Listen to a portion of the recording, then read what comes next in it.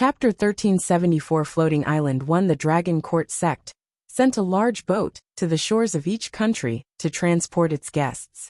As the most important sect in this mainland, the Dragon Court sect possessed incomparable wealth. Every kingdom considered it an honor to present their offerings to the immortal of the Dragon Court sect. They even competed in terms of tribute, with each kingdom sending a more sumptuous tribute than the next, to prove that their kingdom respected the Dragon Court sect the most. When Yi Qingtang arrived at the coastal port, she boarded the boat from the Dragon Court sect with her invitation in hand. This was the last boat from the Dragon Court sect. If she missed it, she would be unable to reach the island. Yi Qingtang could have flown there directly. However, neither Su Qiao nor Yi Qingtang had heard much about the Dragon Court sect in the Yuan Kingdom. All that was mentioned were the existence of an immortal in the Dragon Court sect, and the various praises of the Dragon Court sect. Yi Qingtang was also uncertain whether the Dragon Court sect's immortal was an explorer lured there by the god of nature. As a result, she was more cautious. Although the Holy Lord of Shadows had sealed the illusory void in the temple thousands of years ago, this illusory void must have been outside before she sealed it, and others could naturally enter it. Yi Qingtang was uncertain whether all those people had already left. After all, the rules were set by that unreliable god. Also, the illusory void did not just open in the central mainland, which was in the first domain. When Yi Qingtang was in the second domain, she had also heard a rumor that it had opened thousands of years ago. As to what it was like, who could tell? It took at least 5 days to get from the shore to the floating island. Yi Qingtang had nothing to do on the boat. When she was done cultivating, she listened to the disciples on the boat praising the works of the Dragon Court sect, like resurrecting the dead, and ensuring peace for the nations, and praying for rain. They had numerous incidents like that to recount. The Dragon Court sect was absolutely omnipotent. As long as one had enough faith, the Dragon Court sect would protect them. If one was lucky enough, the immortal of the Dragon Court sect might even bless them. And if anyone dared to offend the Dragon Court sect at all, everyone would despise him. She heard that an emperor from one of the kingdoms had been rude to an ambassador from the Dragon Court sect, and the other kingdoms had simply exterminated the entire kingdom. In this mainland, if one angered royalty or someone influential, they could escape from the country and lead an ignoble existence. But if one offended the Dragon Court sect, there was nowhere to hide in this wide world. Now, Yi Qingtang finally understood the Yuan Kingdom's frenzied adoration of immortals. It was probably the same in every kingdom in this mainland. Yi Qingtang was just thinking about the clues she had gathered when there was a commotion from the head of the boat. She looked over to see an arrogant-looking man dressed in white, surrounded by a group of disciples. This man was a prince in one of the kingdoms. This year, the Dragon Court sect had recognized his worth and permitted him to enter the sect as one of its official disciples. One might say that everyone in this mainland longed for this kind of recognition. This man had immediately given up his status as a prince and thrown himself into the Dragon Court sect's embrace. Rumor had it that his royal parents were very proud of him because of this. Yi Qingtang was entertained by all this. The 5 days passed quickly, and the boat finally stopped at the shore of the floating island. The former prince who had just entered the Dragon Court sect disembarked, attended by a large crowd. He had probably received more flattery along the way than he ever did when he was a prince. Yi Qingtang also disembarked. She raised her eyes to see that the floating island had a tall pavilion that reached the clouds. Before she even got close to it, strains of ancient music reached her ears. Chapter 1375 Floating Island 2 Because Yi Qingtang was on the last boat to reach the floating island, many Dragon Court sect disciples had already arrived at the island. Yi Qingtang looked around. Many of the disciples were important people. Even the royal parents of the former prince, who had just entered the Dragon Court sect, seemed to have arrived at the floating island before them. It was common to see the monarchs of the various kingdoms on the floating island. Here, the monarchs of the various kingdoms and the elites from anywhere all presented smiling and respectful attitudes towards the Dragon Court sect's ambassador on the floating island. Rather, it was the men from the Dragon Court sect who treated these obviously important disciples rather distantly and without any smiles. Yi Qingtang was alone, and no one bothered her. She was about to seize the opportunity to look around the floating island and gain some understanding of the Dragon Court sect. When, Immortal! Immortal! Yi Qingtang had not yet lifted her foot when she heard a familiar voice shouting. She turned to see the Yuan Emperor, who should have been in his palace in the Yuan Kingdom. He emerged from the crowd of disciples, his round belly preceding him, and squeezed himself through the crowd towards Yi Qingtang. What was he doing here? Yi Qingtang was startled, but did not show it. The short jog caused the Yuan Emperor to sweat profusely. He walked towards Yi Qingtang cheerfully, followed by Long Qi and the others. I almost snubbed you because I did not consider the matter properly. How could I allow an immortal to come here by herself? After thinking it over, I felt it was inappropriate, so I brought my men and hurried here through the night. The Yuan Emperor looked at Yi Qingtang jovially. One must know that the Dragon Court sect had never approached the Yuan Kingdom, even though the Yuan Kingdom, like all the other kingdoms, had presented their offerings every month. They had never obtained any favor from the Dragon Court sect. Now, the Dragon Court sect had invited the immortal from their Yuan Kingdom. It was a rare opportunity, and the Yuan Emperor was naturally reluctant to miss the chance to interact with the Dragon Court sect. Thus he had hurried over. Why have all of you come? Yi Qingtang gazed at the sweating Yuan Emperor, and then glanced at Long Qi and the others who were behind him. Then she realized that the Yuan Empress was here too. We missed the last boat, so we sailed here ourselves, the Yuan Emperor said with a laugh. They had received their invitation late, so although they had hurried, they had missed the last boat. Fortunately, the Yuan Kingdom was rich, and the location of the floating island was no secret. Since they had missed the boat, they sailed in their own boat. Yi Qingtang silently glanced at the Yuan Emperor. Although he was soaking in sweat, the Yuan Emperor was dressed luxuriously. Perhaps he wished to give the Dragon Court sect a good impression, so he seemed to have worn all his jewels. Yi Qingtang saw that the Yuan Empress was wearing 18 luminous pearls, each the size of a quail's egg, on the back of her head. She wondered if the Empress' neck would be crushed anytime soon. The Yuan Emperor still wanted to say something to Yi Qingtang, but his shout had attracted the attention of everyone in the vicinity. A middle-aged man dressed in a yellow robe ambled over. One could tell from his crown that he must be an emperor in one of this world's kingdoms. Yuan Emperor, is this your Yuan Kingdom's immortal? The emperor from another kingdom strolled over with his men. But when he looked at Yi Qingtang, his expression was unpleasant. Chapter 1376 Floating Island 3 Qi Emperor. The Yuan Kingdom looked towards the sound. When he saw the middle-aged man, his expression stiffened. This middle-aged monarch was the emperor of the Qi Kingdom. The Yuan Kingdom was at most at the bottom of the list of powerful kingdoms, but the Qi Kingdom was one of the most powerful kingdoms in this mainland. All the powerful kingdoms in this mainland were disciples of the Dragon Court sect, and it was natural for the Qi Emperor to be present.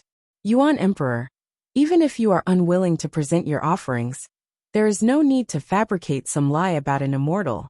Immortal, ha, how dare you? The Qi Emperor looked at Yi Qingtang condescendingly. Every kingdom knew that the Yuan Kingdom was not in favor with the Dragon Court sect. No matter how many offerings the Yuan Kingdom made, they could not gain recognition from the Dragon Court sect. In the past, the Yuan Kingdom had devised all kinds of ways to get the Dragon Court sect to acknowledge it, and its yearly offerings had become increasingly lavish. But the situation had not changed. Nobody was stupid.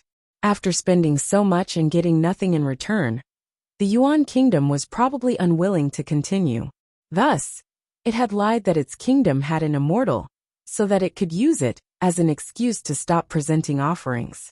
The Yuan Emperor was startled to hear this. He was inwardly unhappy, but did not dare to offend the Qi Kingdom. Qi Emperor, be careful of what you say.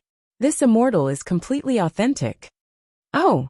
The Qi Emperor raised one brow slightly and studied Yi Qingtang, a disdainful smile on his face. Yuan Emperor, do you think I'm so easily fooled? Immortal, this little girl by your side is only a teenager. Have you ever seen an immortal like that? One cannot claim to be an immortal just based on good looks. The Qi Emperor laughed coldly and continued. You say she's an immortal, but can she resurrect someone? Or bring a withered tree back to life? Or fly up high and traverse the void? Who said their immortal could not fly? The Yuan Emperor turned pale as the Qi Emperor mocked him. The Yuan kingdom could not compare to the Qi kingdom and the other powerful kingdoms, and they had not been favored by the Dragon Court sect. As a result, the countries that venerated the Dragon Court sect also looked down on the Yuan kingdom, feeling that because the immortal had deserted the Yuan kingdom, it would be exterminated sooner or later. The Yuan Emperor was angry and frustrated, but did not dare to lose his temper.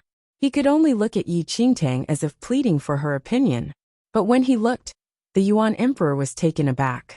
The Qi Emperor had spoken so nastily and completely denied Yi Qingtang's status as an immortal. However, this immortal did not seem to mind. The Yuan Emperor's anger slowly subsided. That's right. Why would an immortal care what an ordinary person thought? Little did they know that the Qi Emperor was exactly right. Yi Qingtang was no immortal. She merely held the title of immortal because of the mission that the annoying god of nature had given her. The Qi Emperor thought that Yi Qingtang would protest. But when he saw that she did not say a word, he did not think it was unusual. It would be a great joke if an immortal really appeared in the Yuan kingdom. Who knew where the Yuan Emperor had dragged this girl from? To pose as an immortal. How could a fake immortal possibly dare stand up to the emperor of the Qi kingdom? If the Qi Emperor doesn't believe us, so be it. Of course an immortal won't quibble with you, the Yuan Emperor replied, thinking he had understood the immortal's loftiness. The Qi Emperor laughed coldly. You're really obsessed with your pretense. Suit yourself, but let me remind you, you are now on the Dragon Court sect's floating island. Posing as an immortal will make the Dragon Court sect unhappy. Chapter 1377 Boundless Power 1. If you know what's good for you, you will voluntarily ask for forgiveness. Otherwise, the Dragon Court sect's immortal will think that the Yuan kingdom asked someone to pose as an immortal, thus insulting the dignity of immortals. Then, your Yuan kingdom probably will not exist anymore. The Qi Emperor coldly flung these words at them. He had no interest in talking nonsense with the Yuan Emperor. He turned to leave with his royal entourage. The Yuan Emperor almost vomited blood when he heard the Qi Emperor's mocking words. But the Yuan kingdom was no match for the Qi kingdom, so he had no choice but to tolerate the insult. Immortal, you can just ignore them. The Dragon Court sect must have recognized your immortal status. When the time comes, these rumors will naturally prove to be unfounded. The Yuan Emperor looked at Yi Qingtang and suddenly felt fearless and high-hearted. How could a common person like the Qi Emperor recognize an immortal? Their Yuan kingdom had an immortal. Yi Qingtang felt conflicted when she saw the Yuan Emperor's worshipful expression. How successful was she as an impostor? However, if Yi Qingtang wanted to accomplish the god of nature's third mission, she would have to continue her act. Furthermore, she had to do so impeccably, so that no one could spot any flaws. The truth was that the Qi Emperor was not the only one with doubts. With Yi Qingtang's superior sense of hearing, if she wanted to, she could clearly hear what everyone on the floating island's shores was saying. After the Yuan Emperor had shouted immortal, many believers had looked at them mockingly. When they whispered together, their taunting words were more unpleasant than what the Qi Emperor had said. The Yuan kingdom is really daring. They dragged any Tom, Dick, and Harry here to pose as an immortal. Someone like her is an immortal? She's not fit to lick the bootstraps of an immortal. When the time comes, we'll see how the Dragon Court sect's ambassadors punish this woman who offends the dignity of immortals. There were countless words like that, each more unpleasant than the next. The Yuan Emperor could not hear as well as Yi Qingtang, so he did not hear these words. Today was the Dragon Court sect's pilgrimage day. Many of the Dragon Court sect's servants led the believers towards the pilgrimage site. These servants were the lowliest ones in the Dragon Court sect, and were not ambassadors. Even so, they approached the monarchs of the various kingdoms with arrogance. The usually lofty monarchs did not complain, and continued to smile. Anyone with the least connection with the Dragon Court sect was not to be offended. Yi Qingtang saw all this. She grew increasingly perplexed at this world's reverence for immortals. Yi Qingtang was also increasingly curious about this Dragon Court sect. Was the Dragon Court sect's immortal authentic? The Qi Emperor had mentioned resurrecting the dead. Could this immortal really do that? The Dragon Court sect held the highest status in this mainland. The monthly and yearly offerings presented by the various kingdoms formed a small mountain. The pilgrimage site on Floating Island was incredibly luxurious. At a glance, she could tell that although it was not utterly resplendent, it was imbued with an air of nobility. Even the ground was paved with precious stones of various sizes instead of cobblestones. Yi Qingtang really experienced the wealth of the Dragon Court sect. The pilgrimage had not officially started. Everyone took their seats. Although they talked softly among themselves, they did not create a great din. Why is there no wine in the wine decanter?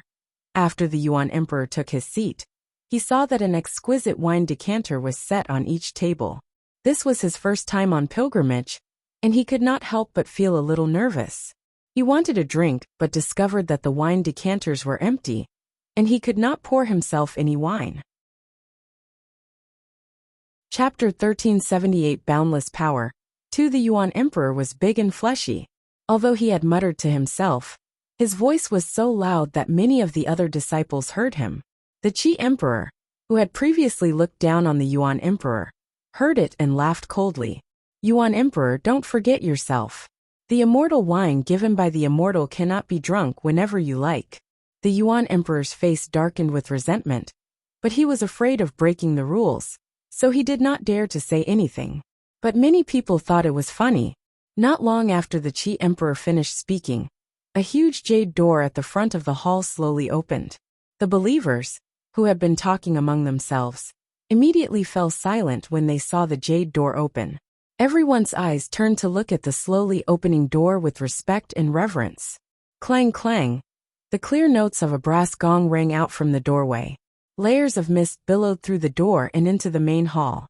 A few figures could be vaguely seen at the doorway. Everyone in the main hall was surrounded by mist. As they looked at the billowing immortal aura, they were filled with a sense of awe, and their expressions were reverent.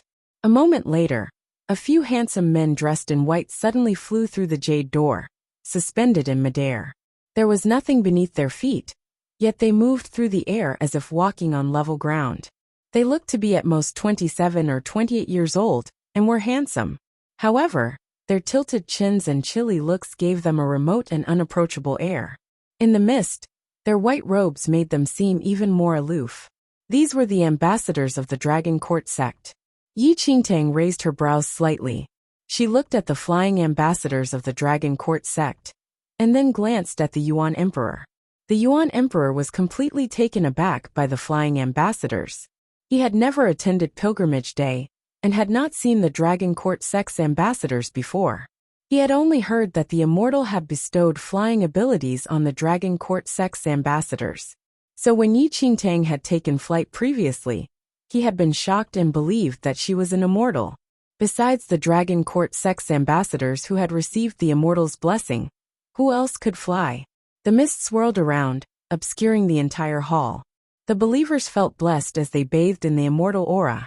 They blissfully enjoyed the sensation of being encircled by immortal aura. Immortal, thank you for your favor in nourishing us with your immortal aura, a monarch said gratefully. The ambassadors looked remote and nodded slightly. Although they were suspended in midair, they all stood steadily. The Yuan Emperor had heard that on Pilgrimage Day, if the immortal wished to, he could pass among the believers through the immortal aura. Now that he personally saw the immortal aura surround him, he was filled with delight and surprise. He breathed deeply, hoping to suck in more immortal aura. Before they entered the hall, everyone on the shores of the floating island had been under the hot sun for some time. These pampered monarchs and members of the royal family were already showing faint signs of heatstroke, with each face redder than the next. But after breathing in the immortal aura, their dizziness cleared immediately, and their complexion returned to normal. They were also re-energized. Yi Qingtang glanced at the immortal aura floating past her. Her face was expressionless. Today is the pilgrimage day.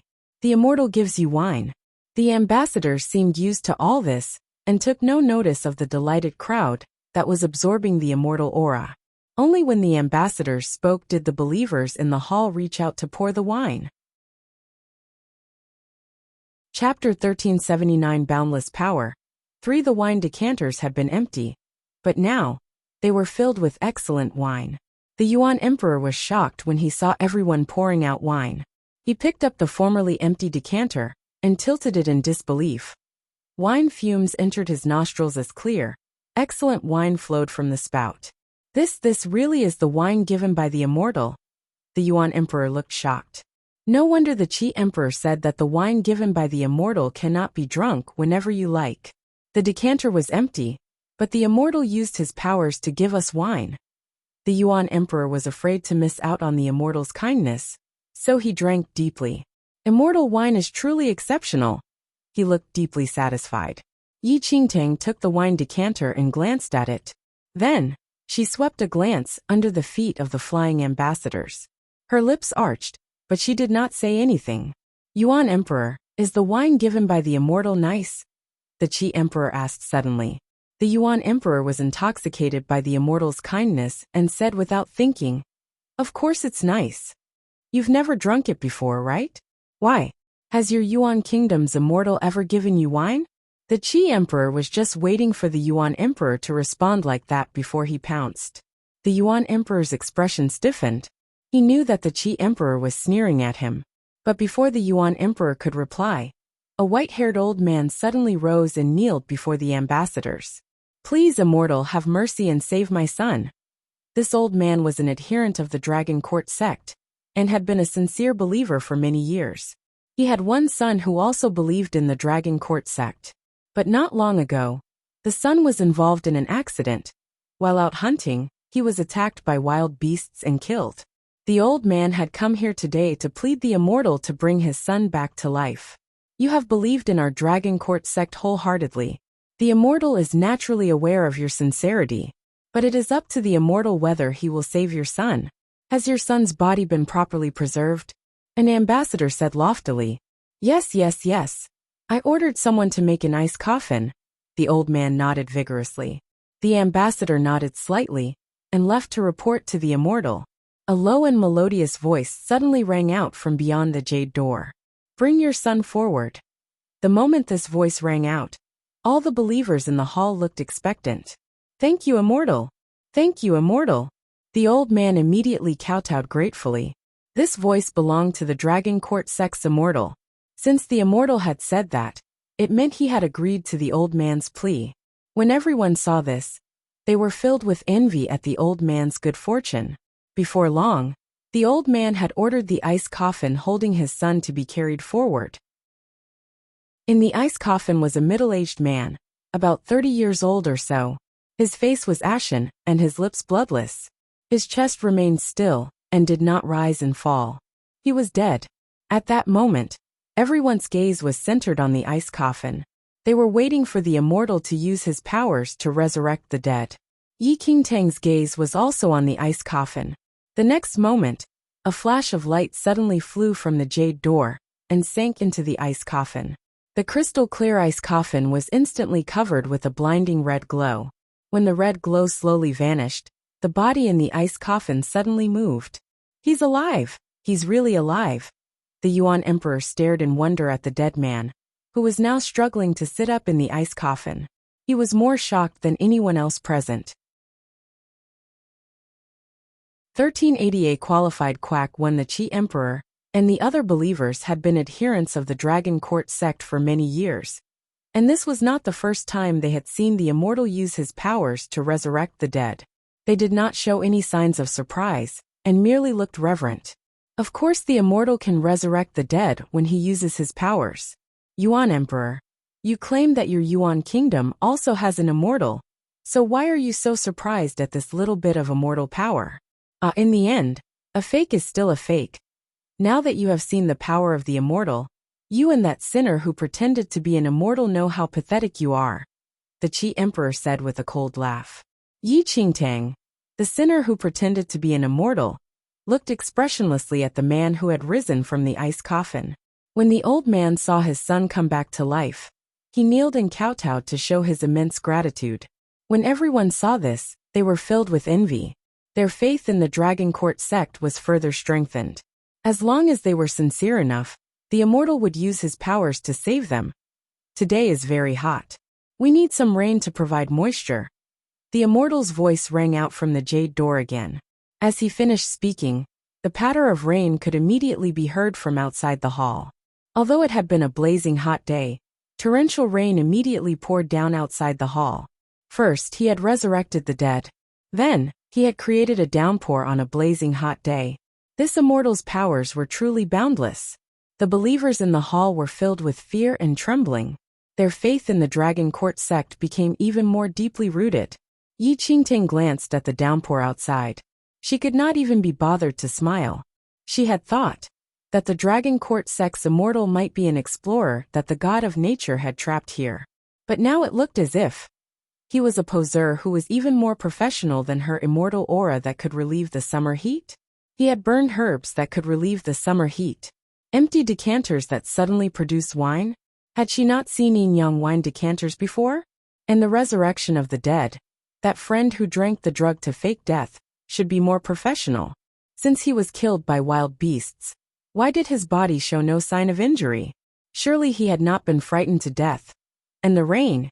Yi Qingtang peered through the heavy rain and looked at the sun high in the sky a few hundred meters away. Her lips twitched. As for those ambassadors who were balancing on a transparent thread, pretending to fly, Yi Qingtang did not want to talk about them. She was wrong. She was not a quack. This immortal within the jade door was the real quack.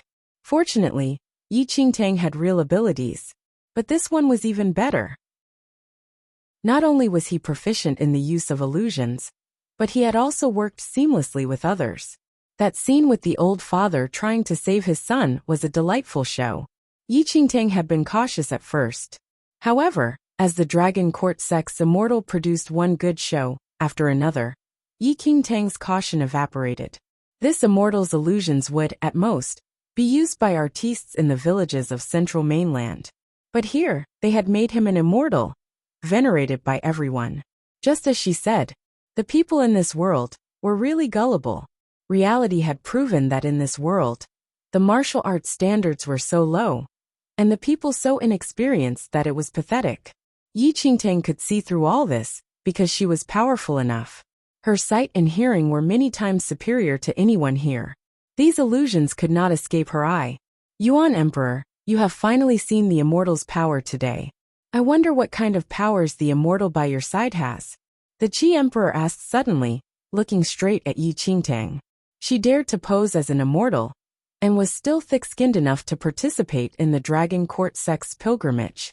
She deserved to die. 1381. A qualified quack. Too many believers looked towards Yi Qingtang in sarcasm and discontentment after Emperor Qi finished his words. The believers from other kingdoms found it ridiculous that there was an immortal in the Yuan kingdom. However, they did not expect that the emperor of the Yuan kingdom would bring the fake immortal to the floating island. They were really trying to be humiliated. Yi Qingtang's expression did not change at all after hearing that. She just took a glimpse at Emperor Qi. What do you think, immortal? Emperor Qi smiled in a very fake way and spoke. It was not difficult to hear that his immortal had a different meaning. Stop it, Emperor Qi. Today is the pilgrimage day of the Dragon Court sect. They have the priority here.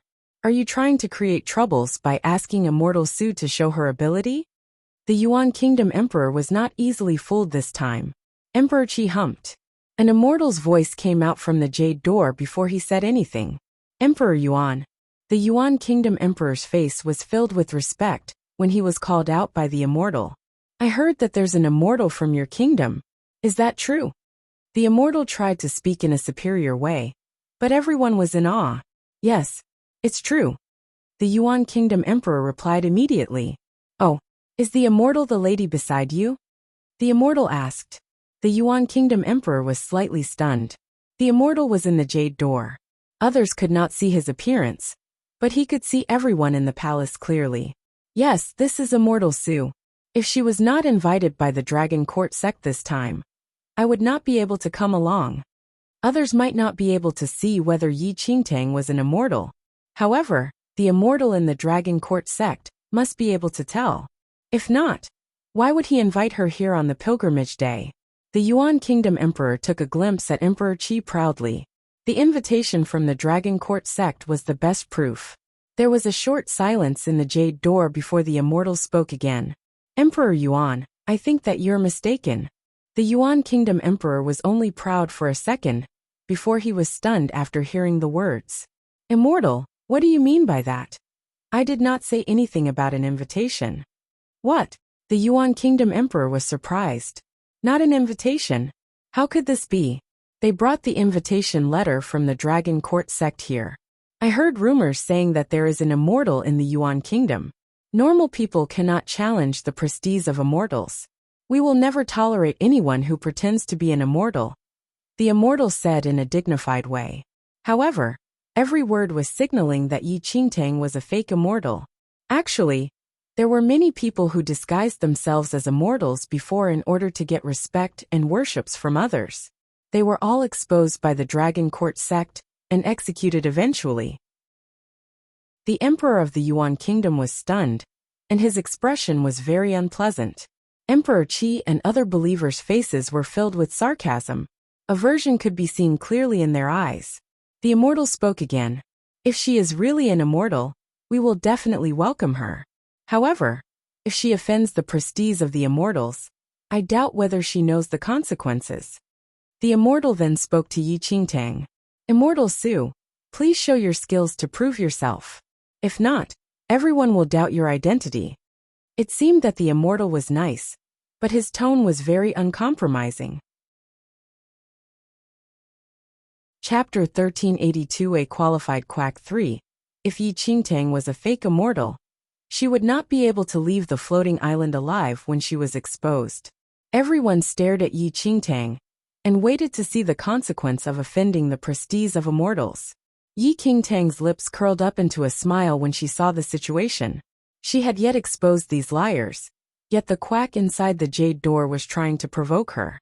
After all, Yi Qingtang knew that the so-called immortal in the Dragon Court sect was just a quack. They must value their positions since they were quacks. They would tolerate anyone who mimicked them to be believers. Thus, they would try all possible ways to expose others who pretended to be immortals. Firstly, they could strengthen the dignity of the Dragon Court sect. Secondly, they needed to prevent those copycats from exposing the deceptive ploys. The Dragon Court sect might be challenged as a result. Yi Qingtang was the next target of the Dragon Court sect. The invitation to the pilgrimage day was just a trap. Immortal Su, what do you think? The Emperor of the Yi Qingtang did not dare to say anything in front of the Dragon Court sect's immortal, but he also wished that Yi Qingtang could prove herself. Yi Qingtang glanced at the Emperor of the Yuan Kingdom and scoffed. Not interested. The Emperor of the Yuan Kingdom was stunned. It was not a matter of interest now. Yi Qingtang's rejection was expected. How could a fake immortal be able to showcase herself?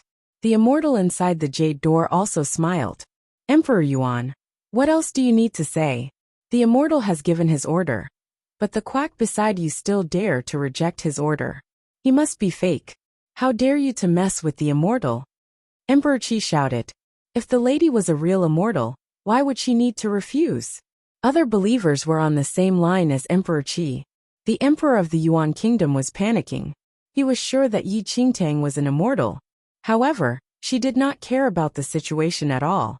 Some real trouble would occur if the situation worsened. His concern soon came to reality. Emperor Yuan and the lady have pretended to be immortal and have offended the prestige of the immortals. Come take him down. The immortal in the Jade Door said coldly. A group of the Dragon Court sect's envoys rushed in from the side. They were holding weapons and surrounded the Emperor of the Yuan Kingdom and Yi Qingtang. The Emperor of the Yuan Kingdom was pale. No matter what emperor he was, nothing was comparable to the Dragon Court sect. Based on the Dragon Court sect's position, it would not even be a problem for them to kill an emperor. Immortal Su, what are you waiting for? Do something. We're in real trouble now, the Emperor of the Yuan Kingdom said in fear, and he hid behind Yi Qingtang. Yi Qingtang looked up at the envoys who were about to surround them. Her eyes did not show any trace of emotion. You must face the consequences since you dare to pretend to be an immortal, the immortal behind the jade door said indifferently.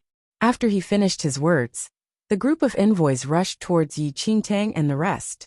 Though Long Qi and some other powerful figures came with the emperor of the Yuan kingdom, they did not dare to fight against the envoys of the Dragon Court sect. Chapter 1383 Exposing the Fraud. When the emperor of the Yuan kingdom felt his legs shaking when he saw the sharp sword slashing towards his head. He immediately covered his head and shrieked. However, he did not feel the pain that he was expecting. He then opened his eyes secretly and saw Yi Qingtang, who was sitting on the seat, raised her hand and used 2 fingers to stop the sword that was slashing towards the emperor of the Yuan kingdom. Yi Qingtang looked up. Her lips curved into a smile when she saw the group of envoys rushing towards her. She looked down again at the next second and remained still. However, she surged out her aura, and her white sleeve was floating under the influence of the aura. Boom boom! After the aura was released, invisible waves of air filled the entire place. Within a blink of time, the group of envoys were thrown out, and the weapons in their hands fell to the ground as they groaned in pain. What happened? All the believers were in shock when they saw the envoys rolling around on the ground. I don't know. Everyone felt confused as no one saw any movement, and the envoys were thrown out. Only the emperor of the Yuan kingdom looked towards Yi Qingtang in delight. The immortal finally decided to take action. Dragon Court sect is just like that. Yi Qingtang stood up slowly and glanced at the envoys on the ground. A cold smile appeared on her face. How dare you offend the Dragon Court sect? The believers did not know how the situation happened, but their expression changed when they heard that a quack was disrespecting the Dragon Court sect. Immortal, do not need to be angry with such a quack. Well, handle her. Emperor Qi and the rest said in order to please the Dragon Court sect. They brought many powerful people. The moment they gave their orders, near 100 people walked forward. Do you know that you'll never make it alive out of here today, quack? Who are you? How dare you offend the Dragon Court sect? We need to let you know the consequences of offending the Dragon Court sect and the dignity of the immortal. Emperor Qi said. Yi Qingtang lost some of the interest when she stared at those powerful people. Just shut up and come. Yi Qingtang did not bother to waste time on them. She lifted her chin slightly to provoke them. Emperor Qi and the rest had never seen someone who was so arrogant. They immediately asked all of those powerful people to restrain Yi Qingtang and the others from the Yuan kingdom. The people Emperor Qi and the rest brought were the most powerful figures in their respective kingdoms. It would take only a second to settle the issue. The powerful people held their swords and dashed forward. All of them wanted to please the Dragon Court sect, and they did not bother to show any mercy. However, before they could even touch Yi Qingtang's clothes, a flame appeared by Yi Qingtang's fingertip. As she flickered her finger, the flame rushed towards those powerful people. In just the blink of an eye, the flame was like a wildfire and spread on those people's bodies. They did not even have time to try to extinguish the fire, and were burned into ashes instantly. Hundreds of powerful people turned into ashes in front of everyone in a second. Chapter 1384 Exposing the Fraud. Everyone was stunned when they saw what just happened. What the hell was that? Emperor Qi stared at the flame on the ashes in shock. There was no more arrogance in his eyes. How could such a burst of flame appear on her hand all of a sudden? And the flame spread when it touched people. People can't even react to how quickly the flames spread. The hundreds of powerful people just burned into ash. They would never believe what had just happened if they did not witness that with their own eyes. Yi Qingtang glanced at the ash on the ground. She then pushed herself above the ground and floated in the midair. Flying in midair? The believers' faces were full of astonishment when they saw that. Yi Qingtang bent her finger, and the flame that was burning on the ashes suddenly flew back to Yi Qingtang. The flames concentrated into a black fire phoenix. The phoenix's entire body was burning with fire. It extended its wings and stood beside Yi Qingtang. Yi Qingtang gently touched its head, but her white fingers were not hurt from the fire at all. All the believers were shocked when they saw that. They thought that Yi Qingtang was just another quack, but everything she just did served as a slap to their faces. They witnessed how the flames burned a few hundred powerful people into ashes, but also how kind Yi Qingtang appeared to be. They were almost trembling in fear. The young lady here is really an immortal. No one dared to say anything else at that moment. Besides an immortal, who else could fly in the air or manipulate those terrifying flames? Who else wants to challenge me? Yi Qingtang floated in midair and glanced at everyone below coldly. Though it was just a quick glance, everyone could feel the pressure of 1,000 kilograms of weighing on them. They could not even breathe properly. Please forgive our ignorance. We should have never offended an immortal. We are willing to accept any punishment. Emperor Qi kneeled down below Yi Qingtang immediately. His body was full of sweat, and there was no more arrogance seen on him. The rest of the believers all kneeled down in fear. How could they dare to challenge the dignity of an immortal? They really wanted to slap themselves when they remembered how rude they were towards Yi Qingtang. After witnessing Yi Qingtang's immortal skills, the emperor of the Yuan kingdom, who was terrified, finally sighed in relief. His anger was vented when he saw Emperor Qi and the rest kneeling on the ground in fear. Emperor Qi, I remembered that you were so sure that Immortal Su was a quack? The emperor of the Yuan kingdom scoffed. Emperor Qi's face was pale. He apologized immediately. No, I was foolish and ignorant. I could not recognize an immortal. How could you be a quack?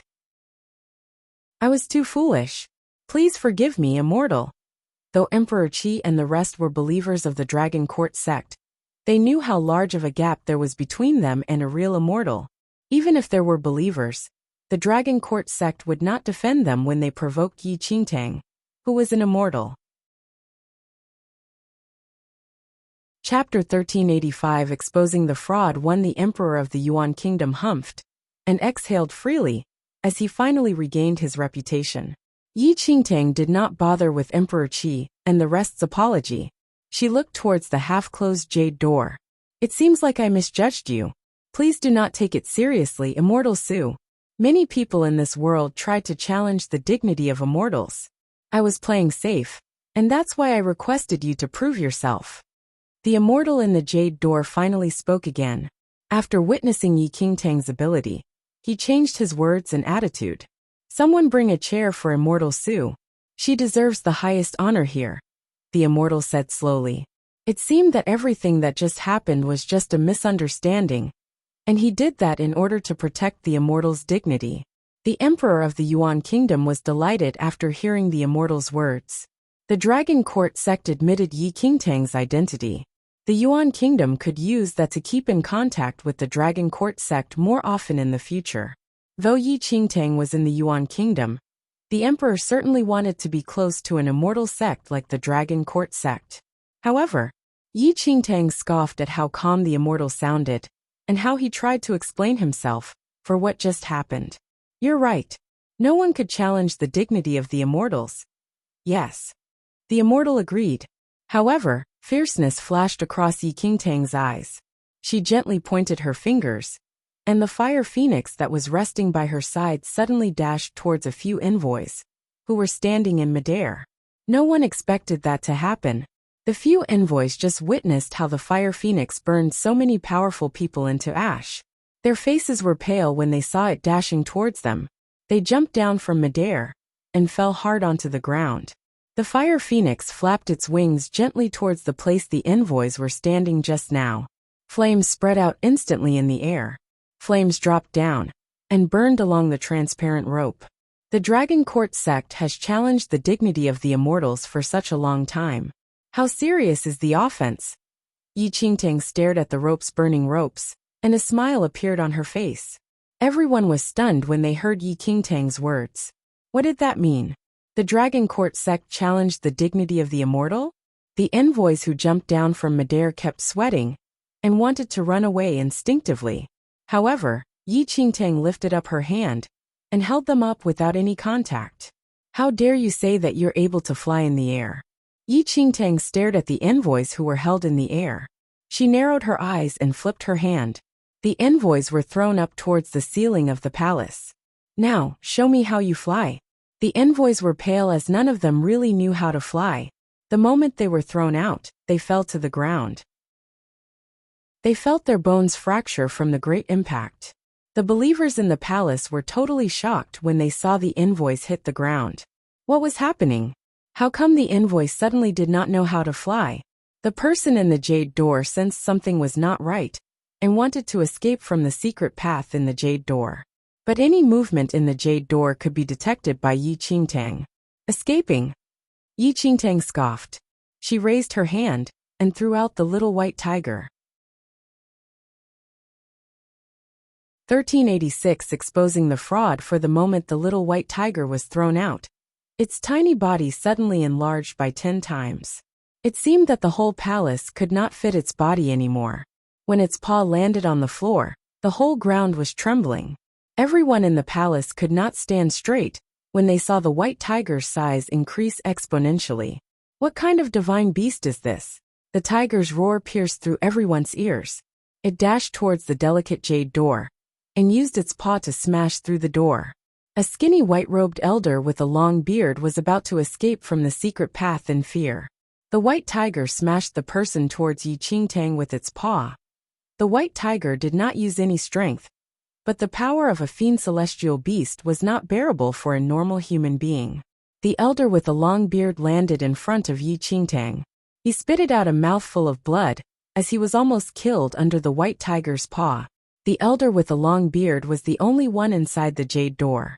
It was obvious that he was the immortal that was speaking inside. In the past pilgrimage days of the Dragon Court sect, the immortal sometimes came out as well. He always dressed in a white robe. With his washed-up expression and the white beard, he appeared to be a real immortal under his disguise. However, the superior, divine, and majestic immortal collapsed on the ground now with blood by his mouth. A person like you also dares to call yourself an immortal? Yi Qingtang looked down at the skinny immortal, and a smile appeared by her lips. The immortal was pale, and there was no immortal manner left on him at all.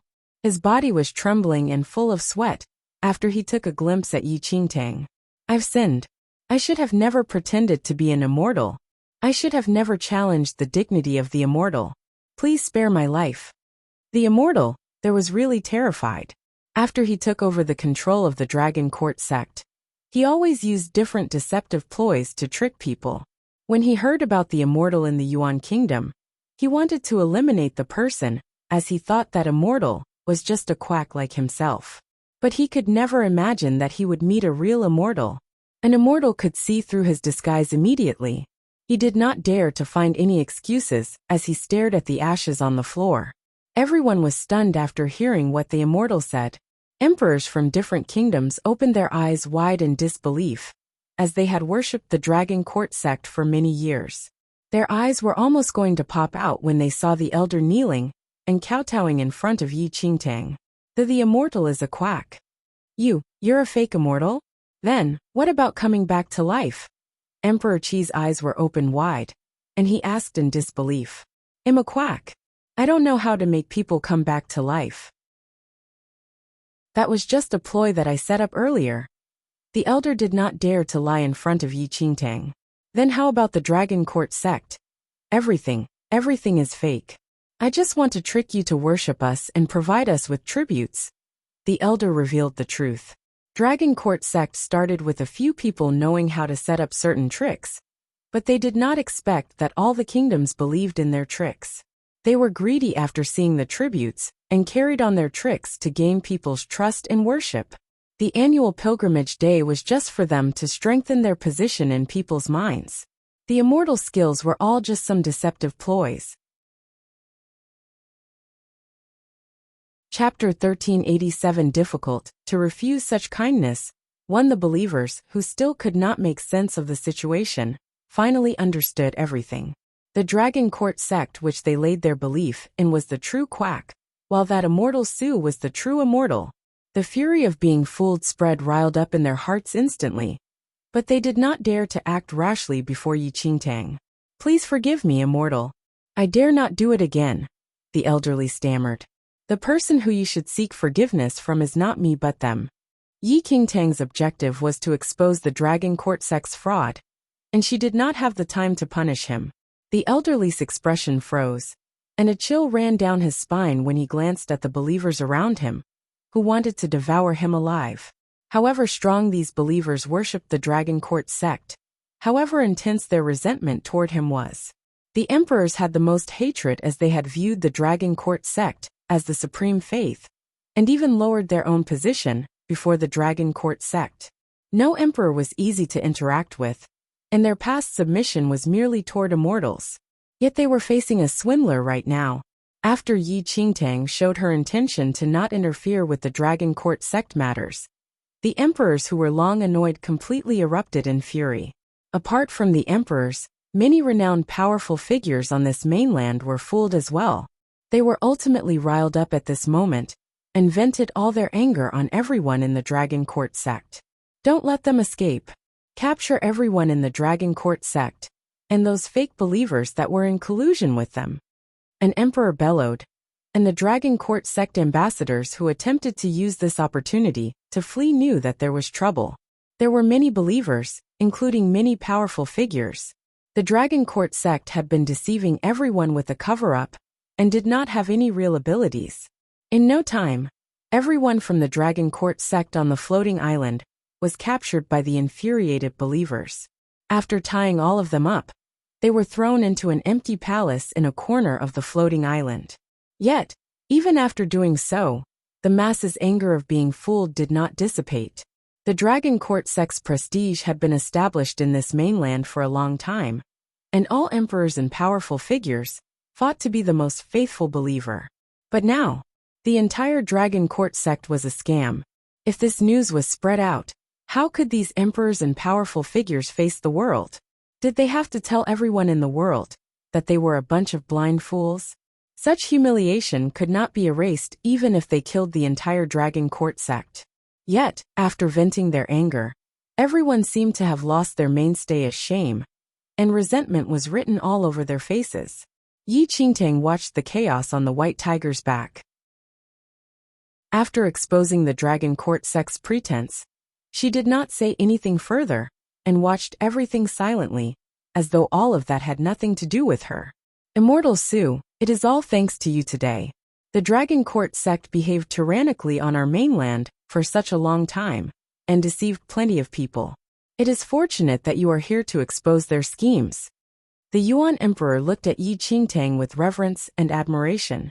I have long suspected that there was something fishy with this Dragon Court sect. Thus, I did not get too close to them all this time. I am here because I knew that you would definitely be able to tell their trickery with your sharp eyes, Immortal Su. The Yuan Emperor was relatively joyous, and his words were more than sweet. Chapter 1388. Difficult to refuse such kindness to anyway. The Dragon Court sect was never fond of the Yuan Kingdom, and it was better now that the Yuan Kingdom exposed the Dragon Court sect. Others may even think that the Yuan Kingdom was discerning, and that it steered away from the Dragon Court sect, because it knew about the Dragon Court sect's scheme all along. The Yuan Emperor, who once yearned to be part of the Dragon Court sect, was extremely fortunate. What bullshit Dragon Court sect? It could not even match up to their Immortal Su's finger. Yi Qingtang tugged her lips as she looked at the Yuan Emperor, who lied blatantly. In terms of changing attitude instantly, this person was truly outstanding. The emperors in the palace who were still worried about how to recover their reputation were delighted when they heard the Yuan Emperor. Right. Why did they not think of that?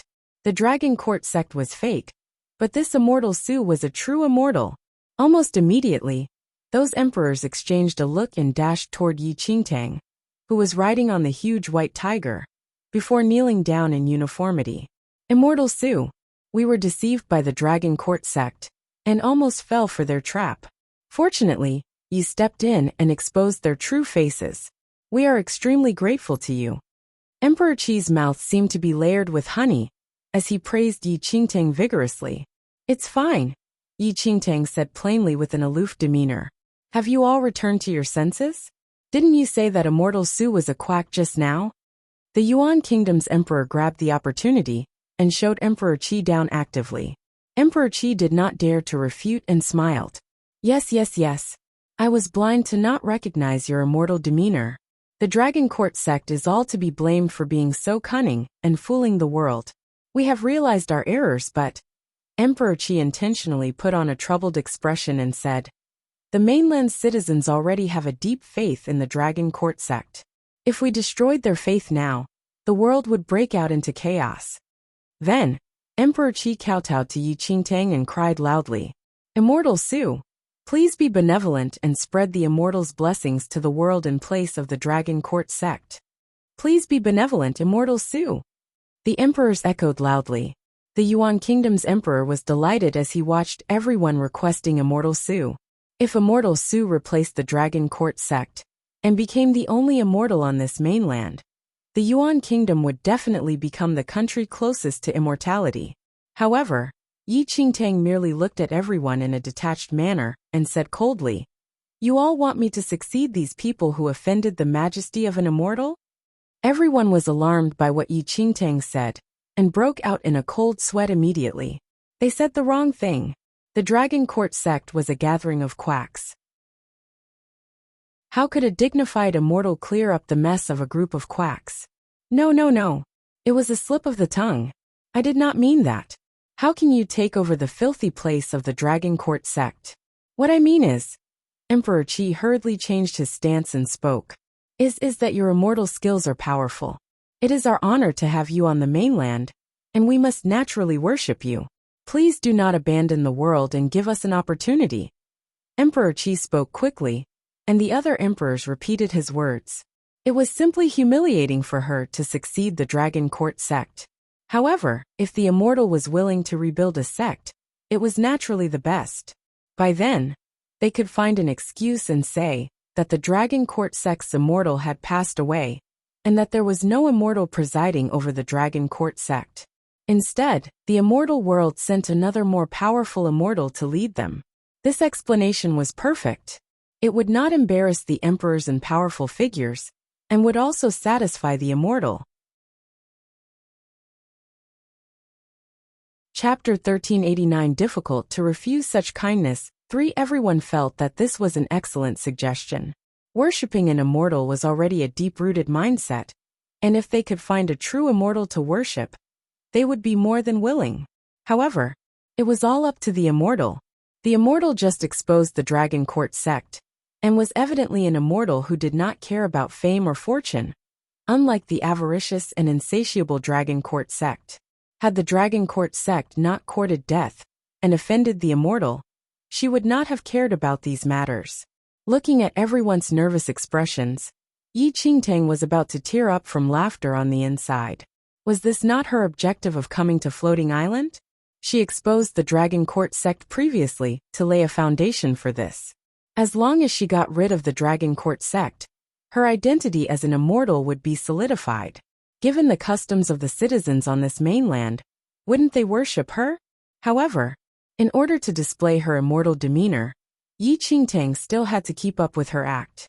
Everyone did not receive Yi Qingtang's reply, and could not help but be a little worried. Immortal Su, what Emperor Qi said makes sense. We understand that you're unwilling to interfere with the mortal affairs, but on the account of all humans in the world, please show some benevolence. The Yuan Kingdom Emperor did not object Emperor Qi, and supported him unusually. After all, it would definitely be beneficial for the Yuan Kingdom if Immortal Su built a sect. Don't worry, Immortal. We will not interfere with anything you do, and will definitely go to all lengths to fulfill your orders. Right. We will listen to all of your arrangements. Even if you don't have the time to teach us, you only need to allow us to occasionally listen to a few words that you say. The Emperor also hurriedly pleaded for the immortal to stay, in order to save their reputation. Yi Qingtang thought that it was about enough, and immediately replied with reluctance. Forget it. Since you all are so sincere, I will just build a sect. However, I have no intention to manage the minor matters of the sect. Hearing that Yi Qingtang finally caved in, everyone was delighted and did not dare to trouble Yi Qingtang. It's all right. There's no need. You just need to keep your mind on cultivating. We will handle the rest. Yi Qingtang nodded slightly. You must be exhausted after everything today, Immortal. Please get some rest, and let us handle the things here. The emperors were truly content this time. So what if they lost a quack? They nabbed a true immortal this time round. Seeing that things were settled, Yi Qingtang did not decline, and immediately rode the white tiger to her rest place. Everyone was filled with reverence as they looked at the huge white tiger beneath Yi Qingtang and felt the tremor from its footsteps. The immortal's mount is indeed extraordinary. I only saw the immortal carrying a little white tiger in her arms, but unexpectedly, this little white tiger can transform into such a gigantic creature in an instant. An emperor lamented as he had never seen such a ferocious mount like the white tiger before. How can the immortal's mount be an ordinary animal? It must definitely be a divine animal. The white tiger, who was not far away, heard the discussion, and its ears twitched silently. Fuck. I am a fiend celestial beast. A bunch of ignorant people. Yi Qingtang chuckled lightly.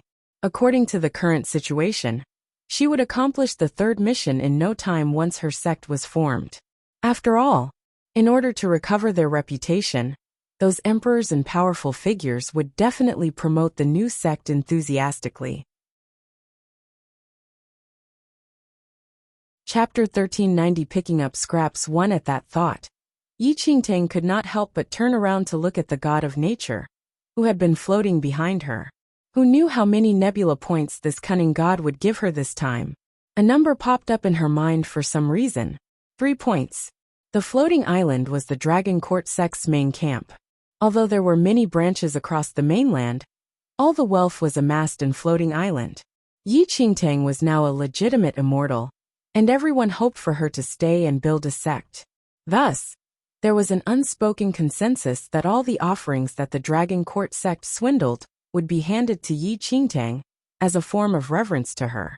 When everyone was on the hunt for the quacks of the Dragon Court sect to vent their anger, Yi Qingtang headed straight to Dragon Court sect's treasury instead. Over these years, the Dragon Court sect had collected plenty of goods. That treasury was built underground and had over 10 levels. Each level had a shockingly large area and was filled with all kinds of jewels and treasures. Yi Qingtang had no interest in those treasures at all, as she was not in this world to gain a fortune. After looking through more than 10 levels, there was nothing that caught her attention. Dharma treasures were even more out of the question. How could there be any Dharma treasures in a world with such a humble martial realm? However, just as Yi Qingtang's excitement dwindled, she suddenly discovered a number of antique utilities in a corner of the last level. However, the age and quality of the utilities were very difficult to distinguish.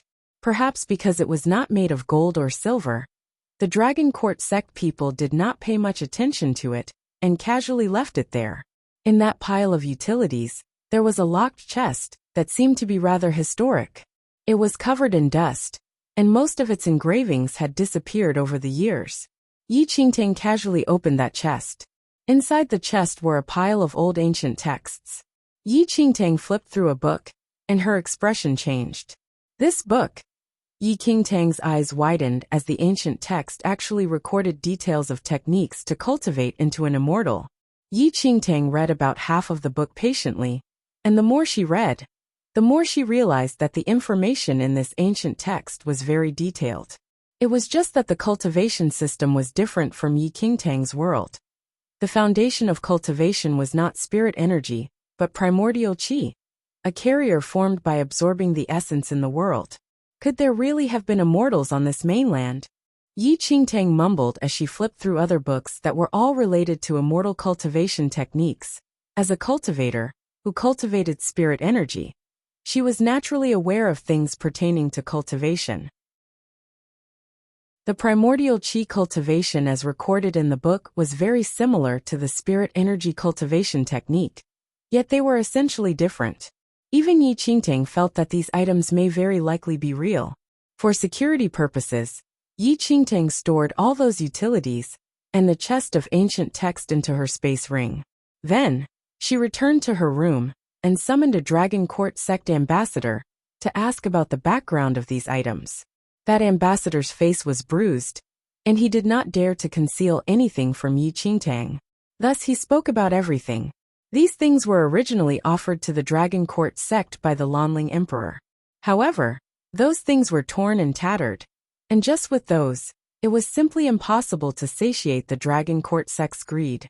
The Dragon Court sect was extremely displeased and ordered the Lanling Kingdom to prepare a new set of offerings. Chapter 1391 Picking up Scraps 2 Nevertheless, the Lanling Kingdom was originally a small and barren country and could not give any valuable offerings. It was unable to satisfy the Dragon Court sect's requirement by the deadline and was condemned by the Dragon Court sect. Thus, the Dragon Court sect dispatched its army to the Lanling Kingdom and destroyed the entire country. As for other issues, the ambassador was not clear. Yi Qingtang told that person to take his leave before returning to those ancient texts.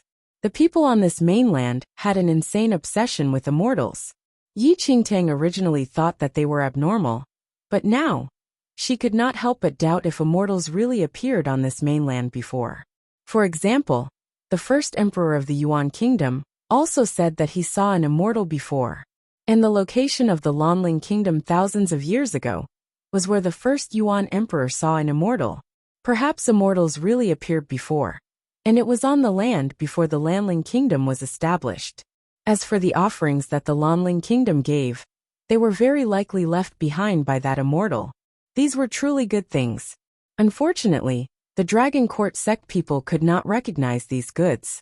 Not only did they fail to use it, but they even took their anger out on the Lanling Kingdom and destroyed the entire nation. In this case, all the clues were cut off. Yi Qingtang could not be certain whether such things were true or not, but her interest was piqued, and she wanted to try out those cultivation techniques recorded in the ancient texts. It was an all-new cultivation model, but Yi Qingtang experienced an extremely intriguing feeling, as though all the invisible essence in the world entered her body slowly throughout the cultivation process. Yi Qingtang faintly sensed an unusual sensation and found that her dantian was actually strengthening gradually. The immortal cultivation techniques on those ancient texts were actually real. Yi Qingtang initially thought that she could at most raise her cultivation base in this world, and had never thought about the treasures in the Star Pavilion. However, she unexpectedly obtained this set of cultivation techniques now. Using this period of time, Yi Qingtang cultivated her spirit energy to raise her cultivation base, while also exploring ways to master the new cultivation method. As Yi Qingtang obtained this pretty decent item, the emperors outside began wrapping up the situation as well. Those emperors were merciless people. In order to prevent the revelation of their foolishness to the world, they killed everyone in the Dragon Court sect, and made a public announcement that the immortal in the Dragon Court sect had passed on, and that the immortal world sent an even stronger immortal to their mainland. The citizens did not understand the reason, but quickly accepted it out of their trust in the king and powerful figures. Under the joint collaboration of various emperors, Yi Qingtang's sect was built rapidly, and its scale superseded that of the Dragon Court sect. Dragon Court sect's branches across the mainland were secretly destroyed by the emperors and replaced by the new sect. The replacements proceeded silently as ordered by those with authority, and spread across the entire mainland.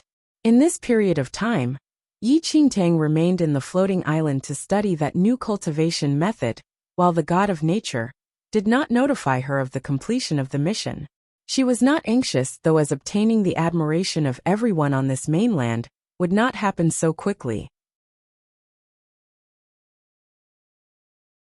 Chapter 1392 Picking up Scraps 3 In just a month, a sect named Shattered Stars was established in this mainland. Under the active brainwashing by all the emperors, Shattered Stars replaced the Dragon Court sect completely and gained the faith of plenty of people in a short period of time. Just as their prior promise, Yi Qingtang did not need to worry about any matters in Shattered Stars, as everything was arranged by the various emperors, who picked out the most faithful believers to manage everything. Any negative comments regarding Shattered Stars were completely wiped out. Yi Qingtang remained in Floating Island and cultivated for a month. Her cultivation realm advanced to Arcane Supremacy 8th Heaven, but she was at a bottleneck right now, and it was tough for her skills to advance any further. It may be because the spirit energy in this world had reached its limit of supporting rapid advancement, and Yi Qingtang might not advance any further even if she remained here. She did not know whether time here was the same as in the central mainland. If she stayed here for too long, she may not know if something happened in the central mainland.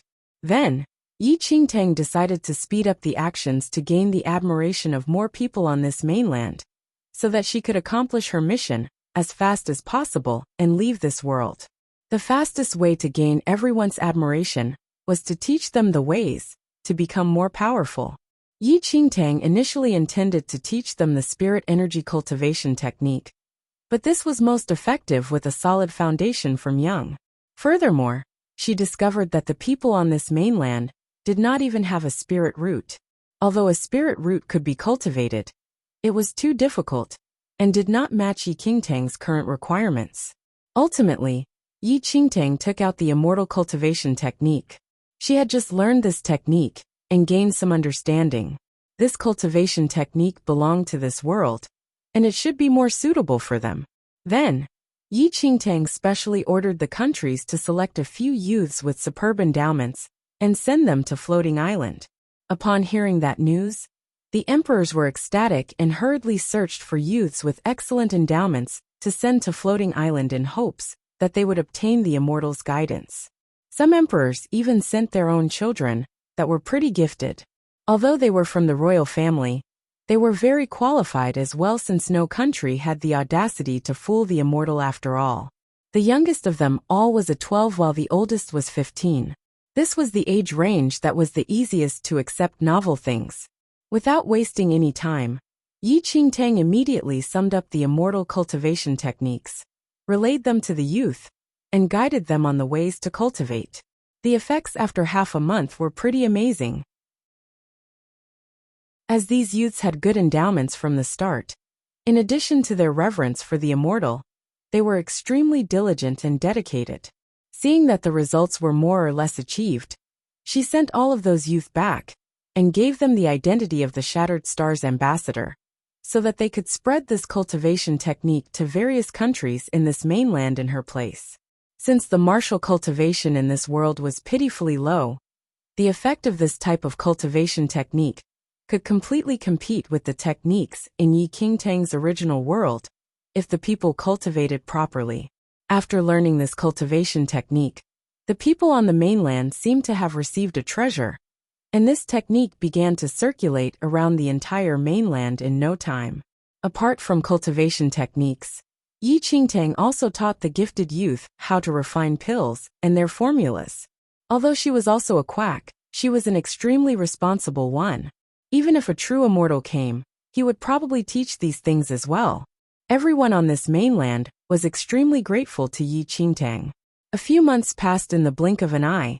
One evening, Yi Qingtang finally received the God of Nature's notification. The third mission is completed. Yi Qingtang heaved a sigh of relief. You can obtain the nebula points for this mission, the God of Nature said lazily. Yi Qingtang did not pay much attention either. However, Yi Qingtang was startled when she saw that the God of Nature actually gave her 1,000 nebula points. What is going on? This cunning god's nature changed.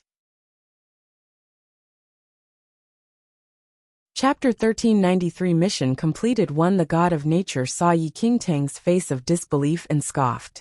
I said that the 1-star constellation is too weak. The missions here do not have any difficulty. However, since you completed all the missions, I will naturally take care of you, since you are the first explorer who entered this illusory void in the past thousands of years. The God of Nature spoke very nobly, but Yi Qingtang simply did not believe him. You're afraid that I will not come in the future, right? Yi Qingtang exposed the God of Nature's intentions immediately.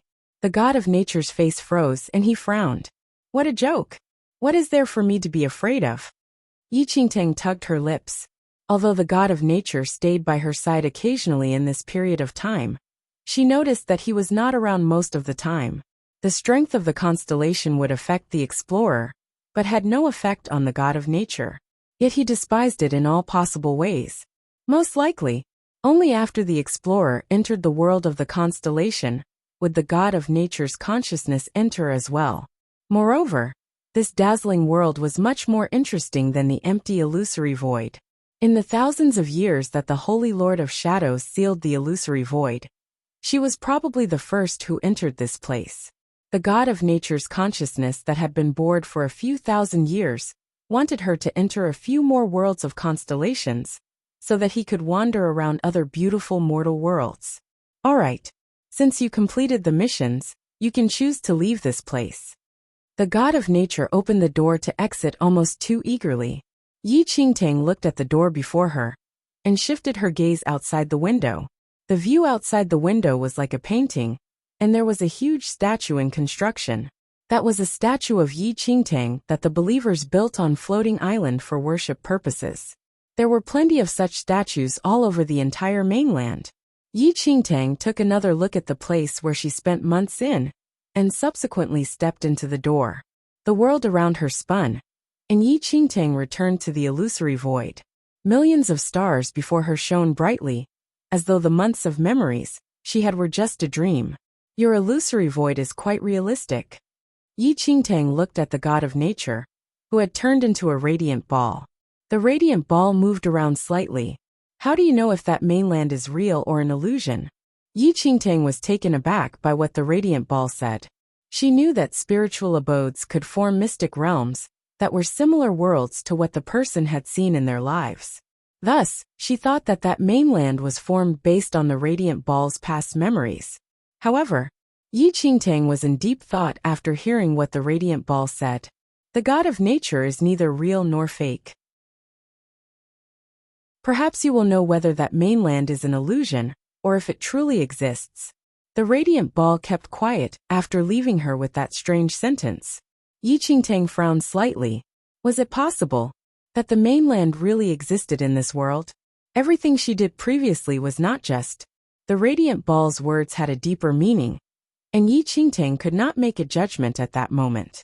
However, Yi Qingtang never expected that perhaps on a certain day in the future, she would actually re-enter that mainland that was obsessed with immortal cultivation. She all the more would not have expected that the immortal cultivation technique she taught at the spur of a moment would actually transform the entire mainland completely. Perhaps the journey to cultivating into an immortal was about to begin. This was a story to be told later on. Chapter 1394 Mission completed. Yi Qingtang did not plan to analyze what the god of nature meant. It was hard for him to be generous, to give 1,000 nebula points. Yi Qingtang was about to select some treasures from the Stars Pavilion, but found out that the Stars Pavilion could not even be opened. I forgot to tell you that the nebula points you obtained can only be used to exchange for items in the Stars Pavilion the next time you enter the world of constellations, the god of nature said leisurely. She fell into his trap once again. Yi Qingtang's lips twitched a little, and she was wondering why the god of nature was so generous. So this was waiting for her. How? Do you want to enter other worlds of constellations? The radiant ball said awkwardly as the constellations behind it shone brightly. Yi Qingtang resisted her strong urge to rip that radiant ball apart. There's no need. She had been in that mainland for several months, and did not know if the time inside and outside was similar. It was time she came out. As for the Stars Pavilion, she can just come in the future. Although the god of nature was a little cunning, the worlds of constellations in the illusory void were excellent places to cultivate. The radiant ball was displeased, but he did not say anything. However, that radiant ball diminished in size until it disappeared completely, as though he was a little angry. Yi Qingtang did not care whether he was angry or not. The moment the main entrance to the illusory void behind her appeared, she carried the little white tiger and walked out of the door. The tightly shut door was opened slowly, and Yi Qingtang finally left that illusory void. The instant the door opened, she saw two identical figures standing still outside the door. Ayao! Seeing that Yi Qingtang walked out of the illusory void, Minggu immediately leaped into her arms and rubbed his face in her arms excitedly. Ayao, you left for such a long time. I thought that you'd leave and not come back again. Minggu mumbled. She left for a long time? Yi Qingtang raised her brow. She could not really have stayed in the illusory void for a few months, could she? Fool! Ming Wang said coldly from aside. Subsequently, He walked to Yi Qingtang and kneeled on a knee abruptly. Holy Lord, the past 5 days have been tough. Yi Qingtang looked at Ming Wang. Although he still had an indifferent expression, Yi Qingtang clearly felt that his attitude toward her changed for some reason. However, it had been a few months in the illusory void, but it had only been 5 days on the central mainland. At the thought that she was still a yin-yang perfected Lord 10th Heaven 5 days ago, but an arcane supremacy 8th Heaven now, Yi Qingtang was extremely elated. She advanced a whole realm in just 5 days. Who could compare to such a cultivation speed? Instantly, Yi Qingtang made up her mind to make good use of this illusory void in the future, if she was free. Perhaps she could reach the Holy Venerate realm inside in about a year. It must be known that Yi Qingtang only reached the Holy Venerate after living for 300 years. If she could achieve that stage in a year, it would be such a sweet feeling. Of course, Yi Qingtang was aware that the faster the cultivation, the more dangerous the constellation. Holy Lord, you must be tired. Do return to rest. Ming Wang spoke the same way as before, and with a hint of toughness in his tone. However, the difference in his attitude was evident. In the past, this tough tone was used to test her, but now, it was to mask his worry and care. Chapter 1395 Mission completed 3. Yi Qingtang smiled on the inside. Entering this illusory void was really quite worth it. Not only did her skills improve greatly, but it even eliminated Ming Wang's suspicions toward her. Yi Qingtang did not say much and directly went to rest. When she came out just now, she realized that those utilities and ancient texts that she brought back from that mainland were still in her space ring. She was just unaware if those cultivation techniques could still be used once she returned to the central mainland. As Minggu watched Yi Qingtang leave, he blinked and stretched his hand out eagerly, wanting to follow her. In the end, before he could take more than 2 steps, he was pulled back by Ming Wang. Although they had the same height, Minggu instinctively curled his legs when he was held in the air by Ming Wang, and looked at his older brother nervously. A Yao just came out from the illusory void. Do not disturb her or else. Ming Wang narrowed his eyes slightly. At this instant, Ming Wang's way of addressing the Holy Lord of Shadows was changing silently. From the Holy Lord to Yao. I understand. After being reminded by Ming Wang, Minggu realized that Yao was always exhausted after returning from the illusory void, and required rest extremely. In that critical period, they would not go to disturb her. However, the Holy Lord of Shadows disappeared for many years, and Minggu forgot about these details. Yet Ming Wang remembered them clearly. After Yi Qingtang returned, she tried out the immortal cultivation techniques, and realized that it was still usable. Although she had an additional method of cultivation, the energy she required for cultivation increased multiple folds as well. Since she wanted to become more powerful to seize the first mainland back, Yi Qingtang could not care about so much. In the next few days, Yi Qingtang clearly sensed that some elders and guardians in the Temple of Shadows had a subtle change of attitude. Those who strongly doubted her identity, like Ming Wang, before no longer doubted her anymore ever since she returned from the illusory void. After all, only the Holy Lord of Shadows could activate that illusory void. In the thousands of years that she disappeared, Ming Wang and the 8 tribe leaders attempted to activate it, but to no avail. Actually, Yi Qingtang was also confused as to why she could activate the illusory void. Similarly, it was strange that she could wear the 9 souls ring previously. Fuck. You can't be that Holy Lord of Shadows, can you? The little white tiger glanced at Yi Qingtang. Yi Qingtang stared at the little white tiger blankly. The Holy Lord of Shadows is in the skeleton tribe that is part of the undead clan, while I am a true human, Yi Qingtang said helplessly. Oh. The little white tiger looked at Yi Qingtang but did not say anything further. It was in these few days where Yi Qingtang learned that Minggu and Ming Wang waited outside the door for 5 whole days, without moving an inch ever since she entered the illusory void. Yi Qingtang finally lived in greater ease, as she was relieved that Ming Wang no longer suspected her. However, Ming Wang was not the only one in the Temple of Shadows who suspected her. Although those undead clan tribe leaders whom she met before previously appeared respectful, Yi Qingtang could clearly sense their suspicious attitudes. Fortunately, the 8 tribe leaders did not visit the Temple of Shadows over this period of time.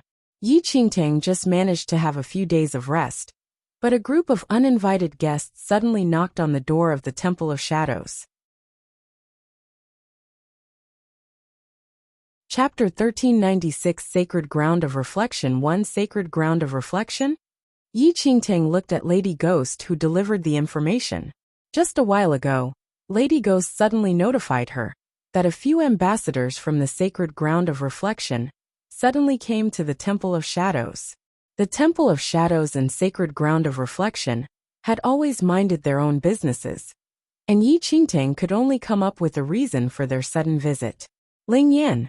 When they were in the Eternal Dynasty, the Sacred Ground of Reflection ambassador appeared to support the Sacred Ground of Reflection, but in reality, they supported the former emperor.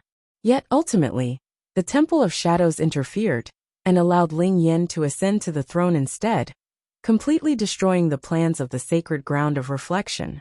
With a rough idea of their purpose of visit in mind, Yi Qingtang headed straight to the main hall without saying much. A group of sage-like men in white were standing in the center of the main hall. Ming Wang looked at the Sacred Ground of Reflection ambassadors expressionlessly. Evidently, Ming Wang also knew their purpose of visit even without those ambassadors speaking. In no time, Yi Qingtang arrived in the main hall.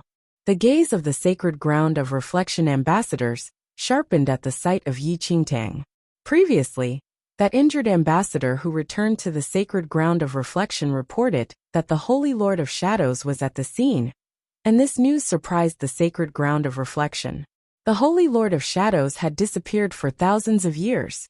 Why did she suddenly return? They were mostly doubtful when they set off for this trip, but all suspicions were gone when they saw the stunning lady seated on the black bone throne. This lady was exactly the same as the portrait of the Holy Lord of Shadows. "Greetings, Holy Lord of Shadows." One ambassador stepped forward and greeted.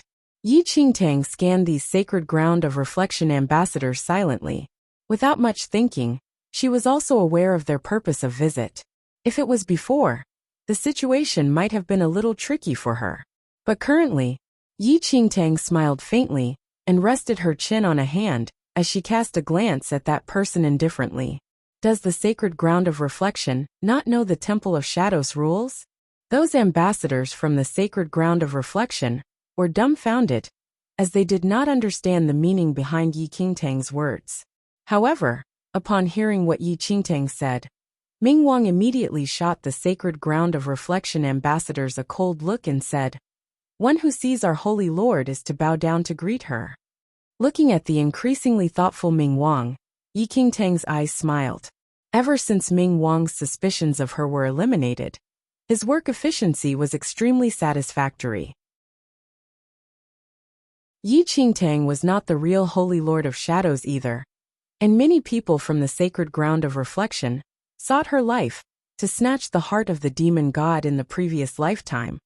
Thus, there was no need for her to be so polite to the Sacred Ground of Reflection. Furthermore, how would the Holy Lord of Shadows who once ruled this mainland be afraid of the Sacred Ground of Reflection? The lips of the Sacred Ground of Reflection ambassadors twitched, and their expressions darkened.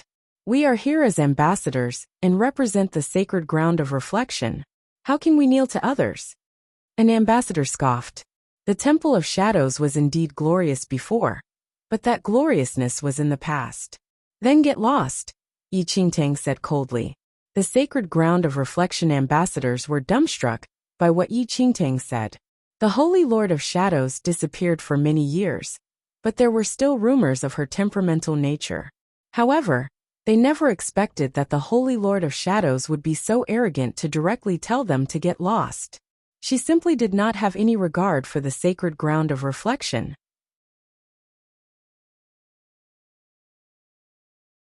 Chapter 1397 Sacred Ground of Reflection 2 The expressions of the ambassadors of the Sacred Ground of Reflection expression darkened. Immediately, the ambassador who was standing at the front said, "Holy Lord of Shadows, the Sacred Ground of Reflection has never interfered with the Temple of Shadows matters. Our forces are everywhere and very different. However, What you did in the Eternal Dynasty previously. Before that person finished speaking, Yi Qingtang said impatiently to Ming Wang. I don't wish to repeat myself. Almost instantly after Yi Qingtang said that, Ming Wang's eyes turned cold, and his figure turned into a ball of black shadows. Before that ambassador realized what was happening, he felt a sharp pain in his knees suddenly, and he fell on his knees with a thud. If you have anything to say, speak on your knees, Yi Qingtang said. That ambassador's expression froze. He wanted to stand up, but Ming Wang's hand was pressed on his shoulder. Ming Wang merely placed his hands on the ambassador's shoulder lightly, but that ambassador felt that he seemed to be pressed down by a mountain and could not move an inch. Looking at the ambassador's foul expression, Yi Qingtang suddenly snickered. The sacred ground of reflection is really egotistical. How dare it send you small fries to speak to me? Does it really think there is no one in the Temple of Shadows? Yi Qingtang could tell that these ambassadors were at most at the arcane supremacy realm, and thus were evidently not important members of the sacred ground of reflection. From the sacred ground of reflection's decision to send these people to the Temple of Shadows, it was clear that they belittled the Temple of Shadows. In the thousands of years that the Holy Lord of Shadows disappeared, the Temple of Shadows declined gradually, while the sacred ground of reflection rose rapidly. That ambassador's expression turned even uglier after hearing what Yi Qingtang said. Meanwhile, Ming Wang found out that these people were not skilled enough a long time ago, and was rather dissatisfied as well. Seeing that the situation was a little off, another ambassador immediately came forward, kneeled down and bowed courteously. He smiled at Yi Qingtang and said, Holy Lord of Shadows, please don't be angry. We are not very familiar with the Temple of Shadows rules, and breached the rules slightly. Yi Qingtang originally wanted to make use of the subject as a pretext to chase the sacred ground of reflection ambassadors away.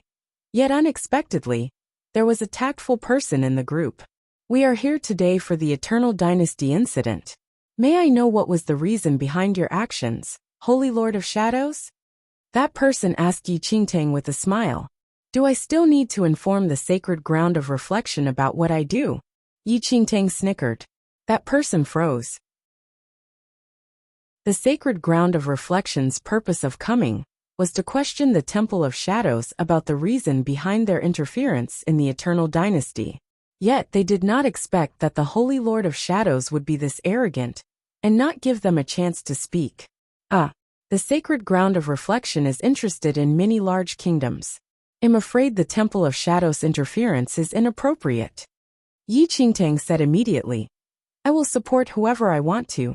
Others do not have the qualifications to tell me what to do in front of me. That person was about to say something, but Yi Qingtang put on an impatient look. Ming Wang, throw them out.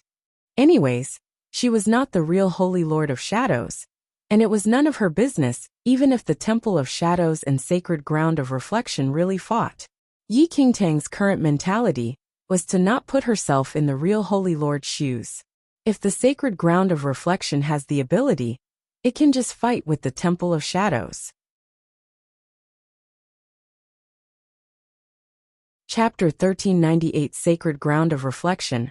3 Ming Wang felt that it was disrespectful for the Sacred Ground of Reflection to send these small fries, and immediately agreed to Yi Qingtang's orders. He lifted an ambassador up from the ground and threw him out. That ambassador was merely at the arcane supremacy realm and was not Ming Wang's opponent. After being thrown out, he fell flat on the stone stairs outside the palace and lost consciousness. The Sacred Ground of Reflection people did not think that Yi Qingtang would really order someone to strike at them. Holy Lord of Shadows, what do you mean by this? The ambassador, who was initially tactful, could not hold his smiles anymore.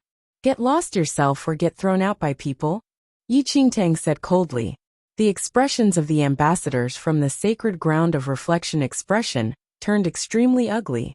The Sacred Ground of Reflection was also a top force in the central mainland, and even the emperors and powerful figures feared it. However, the Holy Lord of Shadows never showed them a good attitude, and even wanted them to get lost right now. The Sacred Ground of Reflection ambassadors, who had always carried themselves in a superior manner, were boiling with anger. Nonetheless, they were not foolish.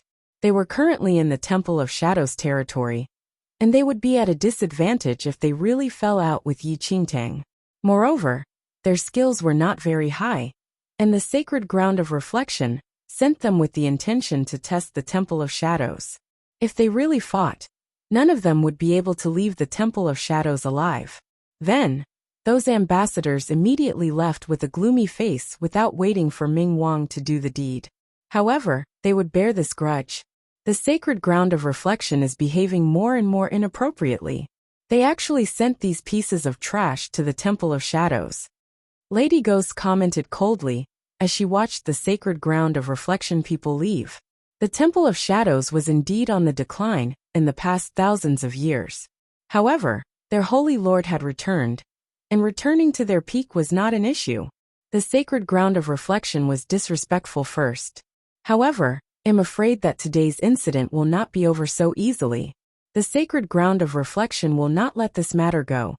Shuefu rubbed his chin and said. Yi Qingtang humiliated the sacred ground of reflection, and given the sacred ground of reflection's personality, how could it endure this embarrassment? However, if they discussed with the sacred ground of reflection ambassadors courteously today, the Temple of Shadows would probably be embarrassed instead. Did those small fries have the qualifications to question their holy lord? They can come if they dare. Yi Qingtang scoffed, as though she never regarded the sacred ground of reflection with importance. If they really came, she would flee. Furthermore, the sacred ground of reflection might not be able to defeat the Temple of Shadows, as the 8 tribe leaders were still keeping watch after all. Yi Qingtang was not too favorable of the sacred ground of reflection. Moreover, the matter that the sacred ground of reflection mentioned concerned Ling Yan, and no one knew what would happen if they continued haggling about that matter. But given the Holy Lord of Shadows' personality, she would chase them away immediately. Ming Wang and the rest did not know what Yi Qingtang was thinking of, but her tone was extremely forceful and stern like the Holy Lord of Shadows in her peak back then. That's right. How would the Holy Lord of Shadows, who was once at the pinnacle of power, fear any forces? Fight if you want to. Ming Wang's eyes flickered, and an indiscreet smile emerged in his eyes. The sacred ground of reflection and Temple of Shadows were completely unrelated. Even when the Holy Lord of Shadows was present, they did not have any connections, and there had never been any conflicts. After all, no one dared to offend the Holy Lord of Shadows back then. Yet this first time happened when Yi Qingtang was pretending to be the Holy Lord of Shadows. Chapter 1399 The 8 Tribe Leaders. The 8 tribe leaders of the Undead clan quickly learned about the incident between the Temple of Shadows and Sacred Ground of Reflection, and they headed to the Temple of Shadows almost immediately. Ming Wang, don't you owe us an explanation? The Goblin tribe leader frowned slightly as he looked at Ming Wang. The tribe leaders had been suspicious of Yi Qingtang's appearance, but they agreed on having Ming Wang test Yi Qingtang. However, they did not expect an accident to happen so soon. We and the Sacred Ground of Reflection had never provoked each other, but this relationship is now messed up over an insignificant eternal dynasty. Ming Wang, what exactly are you thinking? You can't believe that she's the real Holy Lord, can you? Another tribe leader looked at Ming Wang and said indifferently, the Temple of Shadows was not afraid of the Sacred Ground of Reflection, but it just did not seem worth it. The two forces had always coexisted peacefully, but they got into a conflict soon after the Holy Lord returned. Moreover, from what they heard, it was the Holy Lord who chased the Sacred Ground of Reflection ambassadors out, which was a blatant disrespect to the Sacred Ground of Reflection. All the tribe leaders' eyes were fixed on Ming Wang currently. Over this period of time, only Ming Wang had been beside Yi Qingtang, and thus his observation of Yi Qingtang was the most detailed. This was also the reason why they were willing to let Ming Wang test Yi Qingtang. Ming Wang remained expressionless as he said coldly, "She is A Yao. What evidence do you have?" The Goblin tribe leader snickered. The Holy Lord has not returned for a long time, and her sudden return itself is suspicious. Many of the things that she did previously were different from before. I'm afraid it's inappropriate to make such a conclusive judgment. Ming Wang's eyes turned cold instantly, The Holy Lord just stepped out from the illusory void a few days ago. The tribe leaders had a complicated expression upon hearing that. The illusory void was a mystic realm that the Holy Lord of Shadows sealed personally, and no one could enter it apart from the Holy Lord. They tried to enter it previously, but it was futile. Today is the last time I am meeting you all here. If you all come to the Temple of Shadows in the future, it is a must to report to the Holy Lord in advance. Ming Wang turned and left after leaving this sentence. The tribe leaders' eyes were filled with malice as they watched Ming Wang leave decisively. He's just a holy son. Does he really think he is that great? Had the Holy Lord not protected him and Minggu back then, mutant undeads like them would have been completely extinct in the second domain. The demon tribe leader scoffed as he looked at the door that Ming Wang shut. If that was not the case, why else would Ming Wang and Minggu be so loyal to the Holy Lord? However, looking at Ming Wang's attitude, he probably believes her identity. The goblin tribe leader rubbed his chin. A tall man who was coated in flames squinted his eyes. He was the tribe leader of the Nether Fire tribe. The Nether Fire tribe members were covered in blame flames and appeared very similar to the Fire tribe. But the black flames of the Nether Fire tribe represented death and had an extremely strong devouring nature. When the Holy Lord returned previously, you all were the ones who came first. Did you all notice anything? The Nether Fire tribe leader asked. That day, the Goblin tribe leader and Demon tribe leader returned to the Temple of Shadows with Ming Wang first, and met Yi Qingtang the earliest. Meanwhile, other tribe leaders, including the Nether Fire tribe leader, only received the news afterward. Chapter 1400. The 8 tribe leaders too. Nothing special. It was just that some details were different from what we remember. Furthermore, the Holy Lord's return is too sudden, and I keep feeling that there's something off. The Goblin tribe leader was a sharp person, and he had been suspicious since his first meeting with Yi Qingtang. However, what Ming Wang said is logical as well. That illusory void, another tribe leader said thoughtfully. The Nether Fire tribe leader waved a hand, however. It is not impossible to enter the illusory void. The Holy Lord used her immortal and Buddha bloodline to seal that illusory void previously, and the reason why we are unable to enter it may very likely be because we do not have that bloodline. If that imposter possesses the immortal and Buddha bloodline, perhaps she can enter. The other tribe leaders agreed with what the Nether Fire tribe leader said. After all, they were very doubtful of this Holy Lord who returned. Moreover, the explanation of the immortal and Buddha bloodline made sense, and no one could be certain of anything. Why did Ming Wang not think of this reason? A tribe leader asked. The Nether Fire tribe leader chuckled. Those who are closely involved often cannot see the situation clearly. Ming Wang values the Holy Lord much more than everyone else. Although he is cautious, it may be unavoidable that he will be swayed by emotions. What should we do then? Ming Wang could not be relied on now, as he seemed to believe Yi Qingtang fully, while they were not fully certain that the current Holy Lord was an imposter. If there was a 50% chance that she was the real Holy Lord of Shadows, the consequences would be dire if they offended her directly. They were all aware of how powerful the Holy Lord of Shadows who dominated the entire mainland back then was. The Nether Fire tribe leader did not speak any further. Since they had come to the Temple of Shadows, it was logical for them to greet the Holy Lord. In addition, they had an important matter to report to the Holy Lord. However, before that, they still needed to make a further judgment. Once all the tribe leaders left the underground palace, the Nether Fire tribe leader slowed his footsteps intentionally, and a Nether Fire tribe guard, who had been waiting outside, walked over on his tribe leader's signal. When you meet the Holy Lord later, the Nether Fire tribe leader whispered to the guard, and the guard nodded. This subtle action did not escape the eyes of the other tribe leaders, but they understood the situation the moment they saw the guard beside the Nether Fire tribe leader.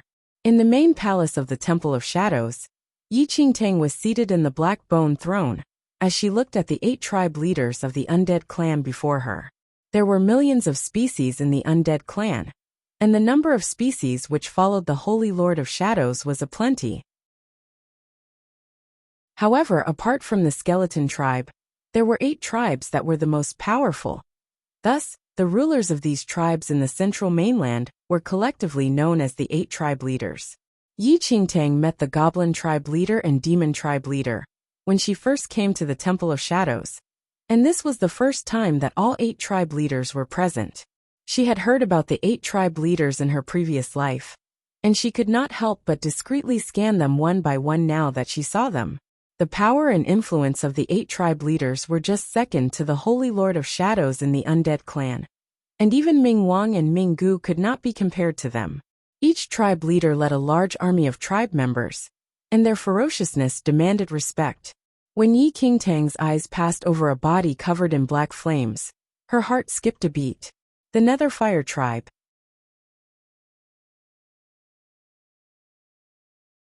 Chapter 14. When the 8 tribe leaders, 3 The Nether Fire Tribe had the strongest support in the Undead clan, and the Nether Fire Tribe leader was the most formidable out of all the 8 tribe leaders. During the Temple of Shadows peak, the Nether Fire Tribe once brought endless fear to this mainland as well. The flames of the Fire Tribe could burn plants, but the flames of the Nether Fire Tribe could burn souls. Greetings, Holy Lord. The 8 tribe leaders bowed respectfully. Yi Qingtang nodded lightly, looking at the 8 tribe leaders who could casually kill her with a finger.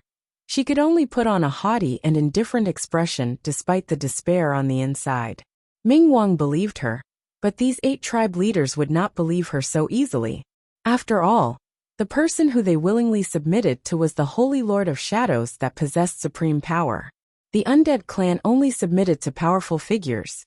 Please pardon us for our late visit since your return, Holy Lord.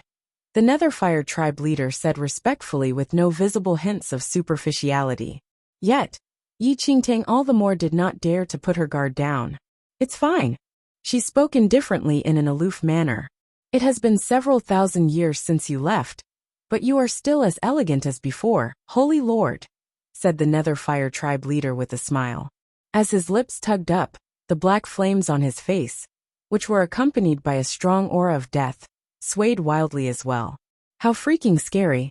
Yi Qingtang maintained a relaxed smile on her face as she looked at that nether fire that could burn all souls. Holy Lord. A guard behind the Nether Fire Tribe leader suddenly stepped forward and kneeled before Yi Qingtang. That guard also belonged to the Nether Fire Tribe. The black flames around his body formed a human-shaped blaze, and no flesh was visible. Yi Qingtang was immediately on the alert when the Nether Fire Tribe guard suddenly came forward. Do you still remember me, Holy Lord? The guard looked up, and his reverence was faintly visible beneath the flames. Hell knows who you are.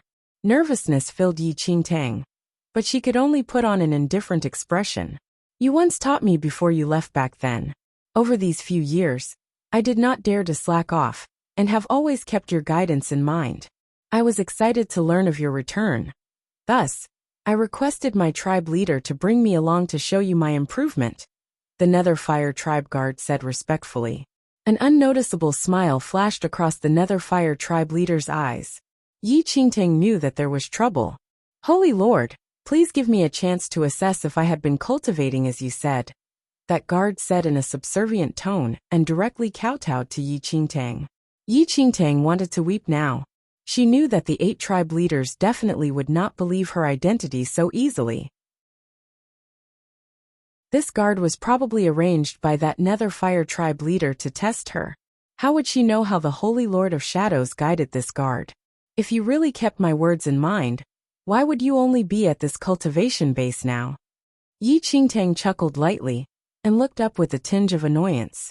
Yi Qingtang did not know what his original martial realm was, but his current skills were probably at the early stage of a heavenly venerate. Although his skills were much higher than Yi Qingtang's, there was no difference to the Holy Lord of Shadows. How could the Supreme Holy Lord tell the minuscule difference between the upper and lower stages of a heavenly venerate? Chapter 1402 Fuck you one. The Holy Lord is right. I am incompetent. However, when the Holy Lord taught me the Nether Sea and Flaming Sky move, there were many areas that I did not understand. I hope the Holy Lord can give me a few pointers. The guard was very subservient, but he had shifted the conversational topic such that it was difficult to turn him down. Do you think him very free? Yi Qingtang laughed coldly. She looked up and glanced at the Nether Fire Tribe leader, with a look of displeasure. The Nether Fire Tribe leader immediately scowled and reprimanded the guard. Don't be rude to the Holy Lord. Tribe leader. The guard wanted to say something, but the tribe leader waved his huge hand. Get lost. Don't embarrass us in front of the Holy Lord. The guard gritted his teeth and rose silently. But the moment he got up, a bright light suddenly exploded from his eyes. The same moment he rose, the black fire that surrounded him suddenly grew tenfold. His entire body was instantly transformed into a huge fireball that sprang towards Yi Qingtang, who was sitting on the black bone throne. What the hell is this move? Yi Qingtang was shocked when she saw the approaching ball of black flames. She thought that the guard was at most at the early stage of the heavenly venerate realm. However, the instant he transformed into black flames, the aura around that fireball suddenly grew several times. It surged to around the 8th heaven of the heavenly venerate realm. Holy Lord, I have put a lot of effort into my cultivation for several thousand years. Why do you refuse to see my nether sea and flaming sky move? A rather discontented voice emerged from the fireball. Yi Qingtang was so shocked that her scalp crawled. She had been wondering what kind of move the nether sea and flaming sky was, but had not expected it to be a major killing move that would allow the power of an undead to grow by threefold. At that moment, Ming Wang, Ming Gu Xuefu and Lady Ghost were all absent. Besides the 8 tribe leaders, only a few elders of the skeleton tribe were in the hall, and their powers were around the 8th or 9th heaven of the heavenly venerate realm. They were momentarily stunned when they suddenly saw such a serious killing move. After all, no one had expected the guard of the Nether Fire Tribe to suddenly attack the Holy Lord of Shadows. Amidst the chaos, the 8 tribe leaders watched everything coldly. Yi Qingtang could not even vomit blood. It had not been easy for her to spend 5 days in the illusory void, and her powers had grown swiftly to reach arcane supremacy 8th heaven. But now, the moment she was out, she encountered a heavenly venerate 8th heaven killing move. This killing move straddled an entire realm. It looked as though the black fireball was about to engulf the entire hall, as it whooshed towards Yi Qingtang. Yi Qingtang's back was soaked with cold sweat. From the corner of her eye, she caught a glimpse of the 8 tribe leaders, who were standing there motionlessly. She understood. This was their way of testing her. Fight. Yi Qingtang's brain moved at top speed. She suddenly recalled something. The instant before the black fireball rushed into her face, a faint golden halo suddenly floated around her body. Yi Qingtang sat motionlessly on her black bone throne, but the golden halo around her seemed to instantly transform into a golden dragon that rushed towards the black fireball. A dragon's roar instantly filled the entire hall.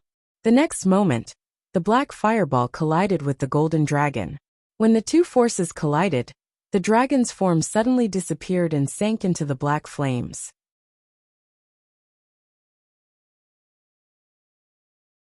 Chapter 1403 Fuck you too. The sparks of golden light looked like golden tongues of flame that devoured the black flames.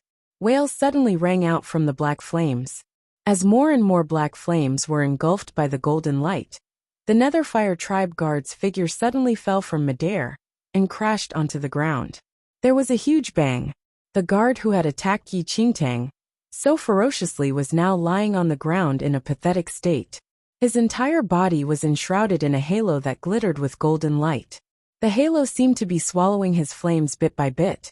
The Netherfire tribe leader looked at the guard who had collapsed to the ground before him, and a look of shock flashed across his eyes. When he saw the golden halo that surrounded the guard's body, an instinctive sense of aversion arose in his heart. Yi Qingtang was seated on the black bone throne. Her face was chilly. Her eyes had a trace of murderous intent, as she swept a look at the 8 tribe leaders who were still standing at the same spot. The 8 tribe leaders were shocked to see that not only had Yi Qingtang managed to counteract the guard's nether sea and flaming sky move without lifting a finger, but she had even severely injured the guard. The icy figure standing before them suddenly merged with the lofty figure in their memories. Please, Holy Lord, have mercy. The Netherfire tribe leader was the first to recover his wits. He hurriedly kneeled and begged for mercy. Yi Qingtang narrowed her eyes maliciously as she looked at the Nether Fire Tribe leader, who was kneeling before her. Her hands resting on the arms of the throne were shaking slightly, but she hid them in her sleeves so that no one would notice. "Fuck you." Yi Qingtang was so angry that she wanted to use the little white tiger's pet phrase. This Nether Fire Tribe leader had definitely done this deliberately in order to test her identity. If her powers had not been sufficiently great, she would have been unable to withstand the killing move just now. Yi Qingtang had thought that she was finished. If she had not suddenly recalled a particular move recorded in the immortal method of cultivation, in the one-star constellation, that was used to counteract demonic powers, she would be dead by now. In the immortal cultivation methods, the golden dragon descending from heaven move was the last resort for a cultivator who needed to suppress demonic forces to preserve his own life. The cultivator had to exhaust all his strength before he could use this move, and this could only be used to counteract moves that were at most one realm apart. Once past the limit, the cultivator would definitely die. Furthermore, this move was only effective against evil beings. Fortunately, everyone in the Temple of Shadows was from the undead clan, and the guard had used the extremely evil Nether Seas and Flaming Sky move. Otherwise, Yi Qingtang would have died, even if she had used her move. Yi Qingtang now wished she could tie up the 8 tribe leaders and give them a severe beating. Of course, that was presuming she could beat them. If she had not happened to discover the immortal method of cultivation in the one-star constellation and cultivated there for a long time, she would probably be dead by now. But that move had spent all the immortal aura that Yi Qingtang had taken so long to cultivate. Further, she had only cultivated this immortal aura for a limited time, and so all the spirit energy in her body was exhausted as well. With just one move, if her opponent had not been engulfed by the immortal aura, all he had to do was come up and punch her, and she would die. Yi Qingtang was both angry and frightened, but she maintained a look of chilly displeasure. The 8 tribe leaders did not know what Yi Qingtang was thinking, but when they saw how displeased she was, they all kneeled and asked for forgiveness. The Nether Fire Tribe leader was the most frightened. The golden light on the guard's body had made him feel uncomfortable, as if it had some kind of naturally oppressive force. One must understand that if even the extremely powerful Nether Fire Tribe leader felt uncomfortable, it must have been much more frightening for the others in the Nether Fire Tribe. Chapter 1404 Fuck You 3. The 8 tribe leaders knew that the Holy Lord of Shadows was very powerful, but although they had followed her for many years, they did not know the depths of her powers. Today, they had been shocked by the appearance of the golden dragon. The Holy Lord of Shadows was also an undead, but she even had the power to check part of the undead clan. The Nether Fire Tribe leader's eyes narrowed slightly as he looked at the guard that had collapsed on the ground. The latter was mutilated beyond recognition by the continual devouring of the golden light. Suddenly, a huge black flame shot out from the tribe leader's palm and tore the guard into pieces. "Holy Lord, please do not be angry. I did not anticipate Hulun's actions today. I only agreed to bring him here on account of his longing for the Holy Lord for the past thousands of years. I did not expect him to have evil intentions. It is my fault that the Holy Lord is displeased." The Nether Fire Tribe leader looked ashamed. Someone who did not know better might think he was innocent. But Yi Qingtang was not stupid. "Nether Fire Tribe leader, is this the extent of your abilities? You cannot even control a guard.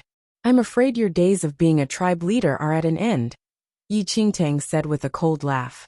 She clenched her fists and forced herself to bear with the exhaustion of spending all her strength. "Please, Holy Lord, forgive me," said the Nether Fire Tribe leader. The commotion in the Great Hall had attracted Ming Wang and the others. The moment Ming Wang stepped into the Great Hall and saw the Nether Fire Tribe leader kneeling on the ground, pleading for mercy, then the Nether Fire Tribe guard that had been torn to pieces, and the Nether Fire on the ground that was slowly going out, a murderous intent flashed across his eyes. The Nether Fire Tribe had dared to attack Ayao. "Please, Holy Lord, don't be angry. The Nether Fire Tribe leader has been too lax and is indeed at fault. The Holy Lord may punish him, but we do have something important to report to the Holy Lord, which is why we are here today. The other tribe leaders saw that the test had failed and trotted out the lines they had prepared earlier. Yi Qingtang narrowed her eyes slightly with a malicious expression on her face. The gaze of all the tribe leaders was cautiously fixed on her. If Yi Qingtang was really the Holy Lord of Shadows, she would kill the Netherfire tribe leader with a slap. Too bad she was not, and did not have the Holy Lord of Shadows ability. At the moment, she did not have the power to kill the Netherfire tribe leader. Speak, Yi Qingtang said coldly. She seemed to deliberately ignore the Netherfire tribe leader's pleas for mercy, and let him continue kneeling there, without a chance to get up. It's like this: when we came with the Holy Lord from the second domain to Central Mainland, which is in the first domain, our Temple of Shadows was part of the Crimson League. But after the Holy Lord vanished, the Crimson League ejected the Temple of Shadows from the League. A few days ago, when we heard that the Holy Lord had returned, we especially sought news from the Crimson League. We wonder if the Holy Lord can bring us back into the Crimson League. The Goblin tribe leader spoke respectfully. He kept glancing at the Netherfire tribe leader, who was kneeling on the ground. Crimson League. When Yi Qingtang heard these two words, her brain started to buzz. The second domain had many large clans, so many that it exceeded that in Central Mainland by several hundred times. These powerful clans formed leagues and morphed into huge entities in order to defend themselves against each other. Their ferocity was such that no power in the first domain could compare to them.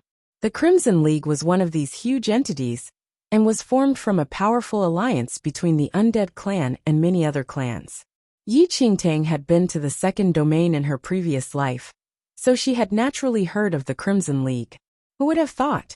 The Temple of Shadows was part of the Crimson League.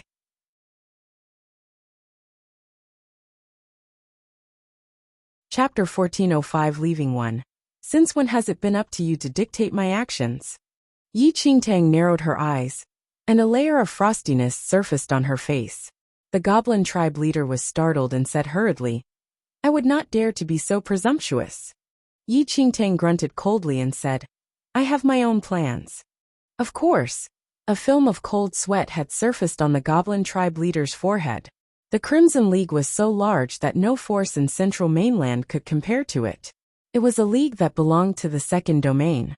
The Crimson League was so selective that in the entire Temple of Shadows, only the Holy Lord of Shadows was worthy of its notice. So after the Holy Lord of Shadows vanished, the Crimson League simply kicked the Temple of Shadows out of the league.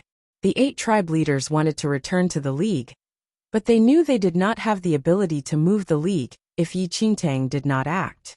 Yi Qingtang could guess what the 8 tribe leaders were thinking. Of course, it would be good if the Temple of Shadows could return to the Crimson League.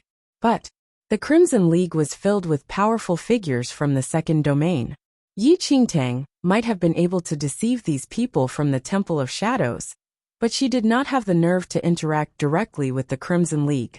She would not dare to risk this until her powers reached a certain level. Although there was always an element of risk, the potential returns were huge. Yi Qingtang remained in the Temple of Shadows, intending to use it as a tool to oppose the ancient Yu clan. If the Temple of Shadows could return to the Crimson League, then the chances of beating the ancient Yu clan and rescuing little Yu Yin were much greater. Yi Qingtang intended to do so, but not now. The 8 tribe leaders had been shocked by Yi Qingtang's move.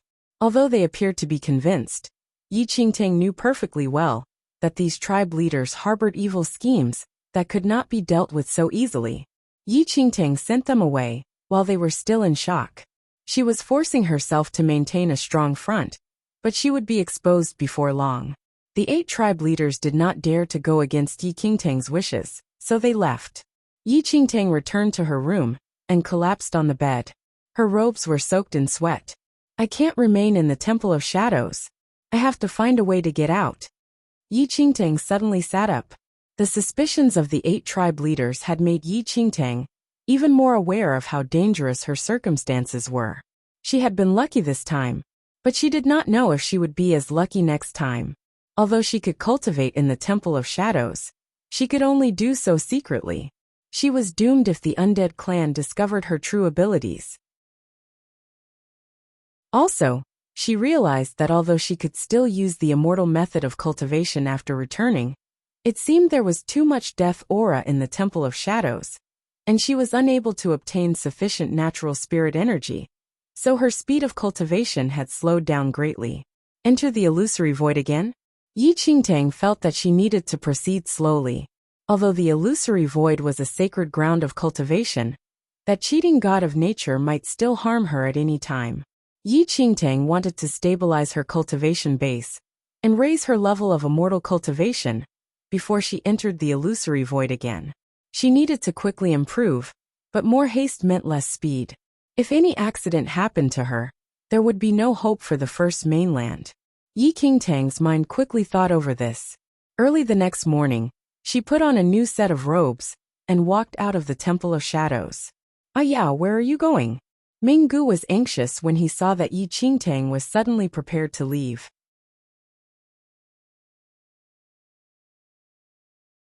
1406 leaving 2000s of years of fear, rushed into his heart. This was exactly what had happened thousands of years ago. Yao had left never to return. Yao, don't go! Minggu suddenly rushed forward and clung to Yi Qingtang's leg. His expression was pitiful, aggrieved and wistful.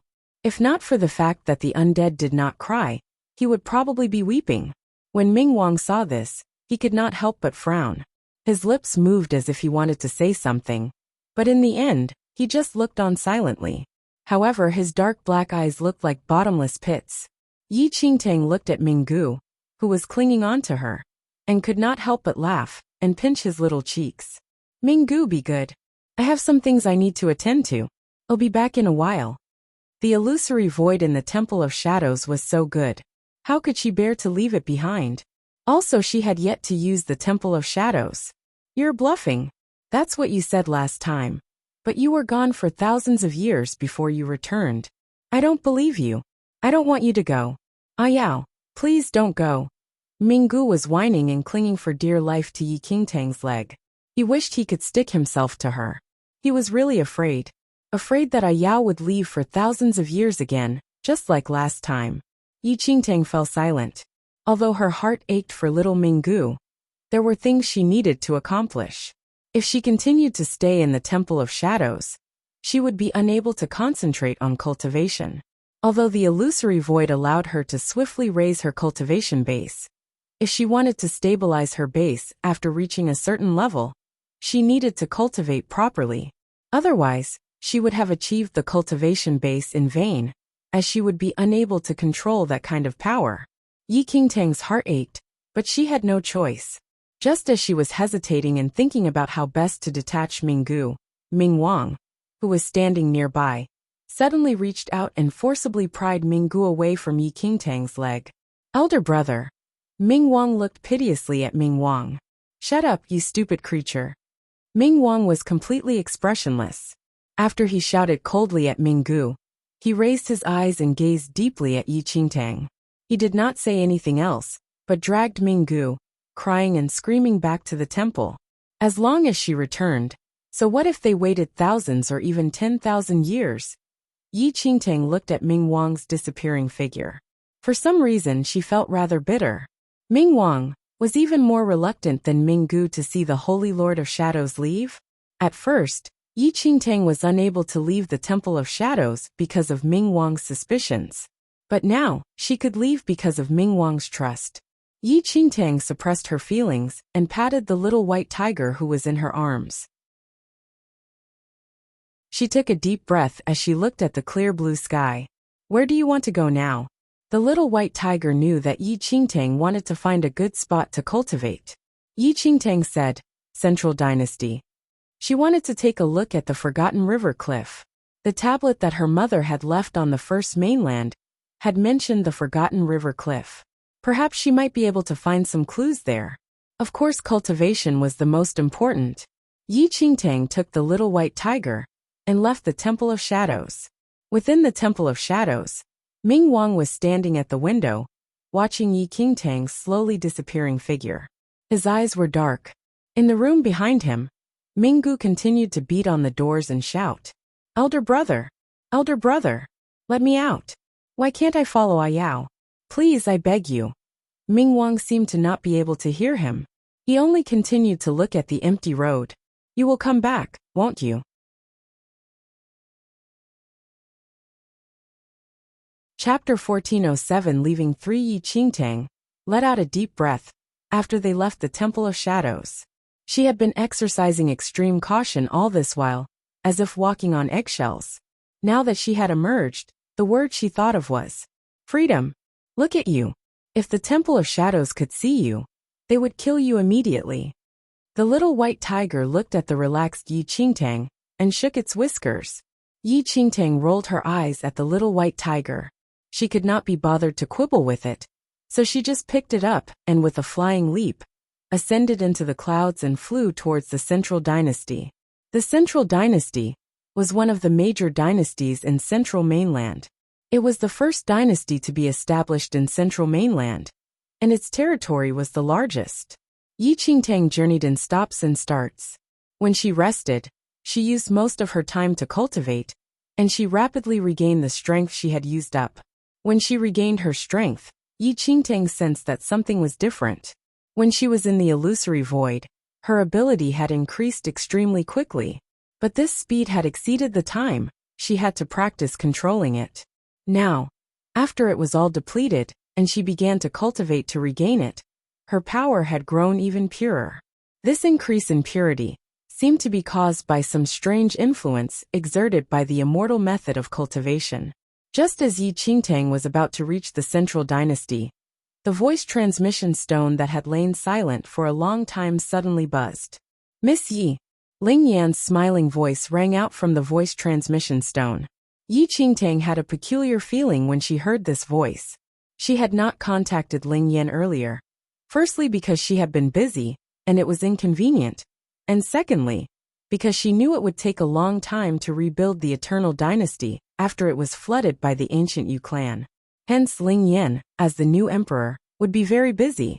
What's going on? You're free today. Have you finished cleaning up the wreck that is the Eternal Dynasty? Yi Qingtang teased. Is Miss Yi questioning my abilities? Ling Yan replied with a question. She really wanted to beat him to death. Yi Qingtang's mouth twitched. Is anything the matter? If not, I need to hurry on with my journey, Yi Qingtang said. Miss Yi should have reached the Central Dynasty by now. Ling Yan seemed to be asking a question, but his tone was certain. How did he know she was in the Central Dynasty? Yi Qingtang was slightly taken aback. Before Yi Qingtang could recover her wits, Ling Yan said, If Miss Yi is near Burnt City, why not take a look? In a few days' time, an auction will be taking place in Burnt City. Miss Yi might profit greatly if she attends. Yi Qingtang was silent. Since he put it like that, how could she not go? However, why did she always feel that Ling Yan was manipulating her? Surely you are not planning something for me at Burnt City? Ling Yan laughed softly. Miss Yi, your words are hurtful. Everything I do is done with complete consideration of Miss Yi. If Miss Yi is unhappy, it will be all my fault. Stop. Yi Qingtang hurriedly interrupted Ling Yan. I'm quite near to Burnt City. I'll go there now. If she let him continue talking, who knows what other nonsense he would spout? What kind of emperor was so glib? Pack up your incredible abilities. Good girl. Ling Yan's voice held a hint of indolence. He dragged out the syllables slightly, and they felt like goose feathers tickling her heart. Yi Qingtang immediately switched off the voice transmission stone. You're the one that's good. Your entire dynasty is good.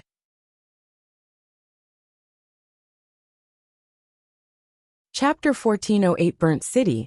1. The little azure dragon was speechless at the sight of Ling Yan, who grinned at the voice transmission stone that had been switched off by force. Ling Yan, the surrounding kingdoms have begun to stir, yet you still have the mood to smile foolishly here. Ling Yan kept the voice transmission stone properly and smiled. I'm in a good mood. Let me play with them then. Freaking play with them. Fan City was situated in the Central Dynasty, but it was an independent city. Thousands of years ago, when powerful figures appeared in the second domain, Fan City was the first to be destroyed, and the entire city turned into a sea of fire after one move by a powerful figure from the second domain. The fire in the city blazed for 7 days straight, and even tiles completely turned into ashes, much less any living beings. Although Burnt City was rebuilt over the past years, the burnt land no longer had any vitality and remained charred. Thus, the city's original name was forgotten, and people referred to it as Burnt City now. Compared to other cities, there were extremely few rules in Burnt City, and it could be said to be a land abandoned by the Central Dynasty. Any ploys and behaviors were allowed in Burnt City, as long as one was skilled enough. Yi Qingtang had heard of Burnt City in her previous life, but had not been there before. After flying for over a day, she finally arrived.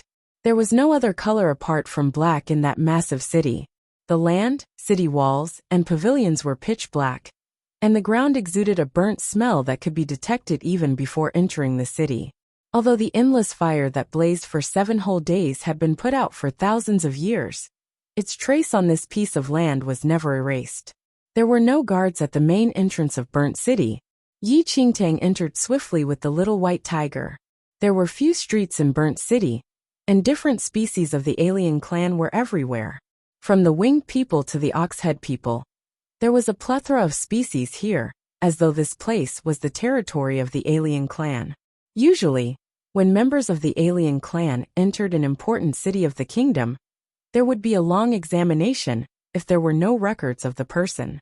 However, such a rule was absent in Burnt City. Moreover, the alien clan was forbidden from selling goods in many cities, but anyone could sell any items in Burnt City. Even if it was the slave of another clan, it was not considered illegal. Make way. A deep voice suddenly sounded above Yi Qingtang's head. She looked up only to see a giant walking on the street in a crouched stance. With every step he took, he had to remind the tiny beings from other clans beneath him to move away. A seemingly intoxicated winged man flew in circles in the sky and knocked into the giant's head, almost crashing to the ground. Fortunately, that giant was rather kind and caught the winged man. Otherwise, there would be a splatter of flesh before Yi Qingtang. As Yi Qingtang observed the view within Burnt City, she realized that there was a unique freedom in the chaos. May I ask where the auction house is? Yi Qingtang bent down and asked a minion who was only at her calf. The furry minion was seated in front of his stall that sold some medicines and alcohol. Upon hearing Yi Qingtang's question, he pointed in a direction without looking up. It was a tall building that was several feet tall, one that was especially eye-catching in Burnt City.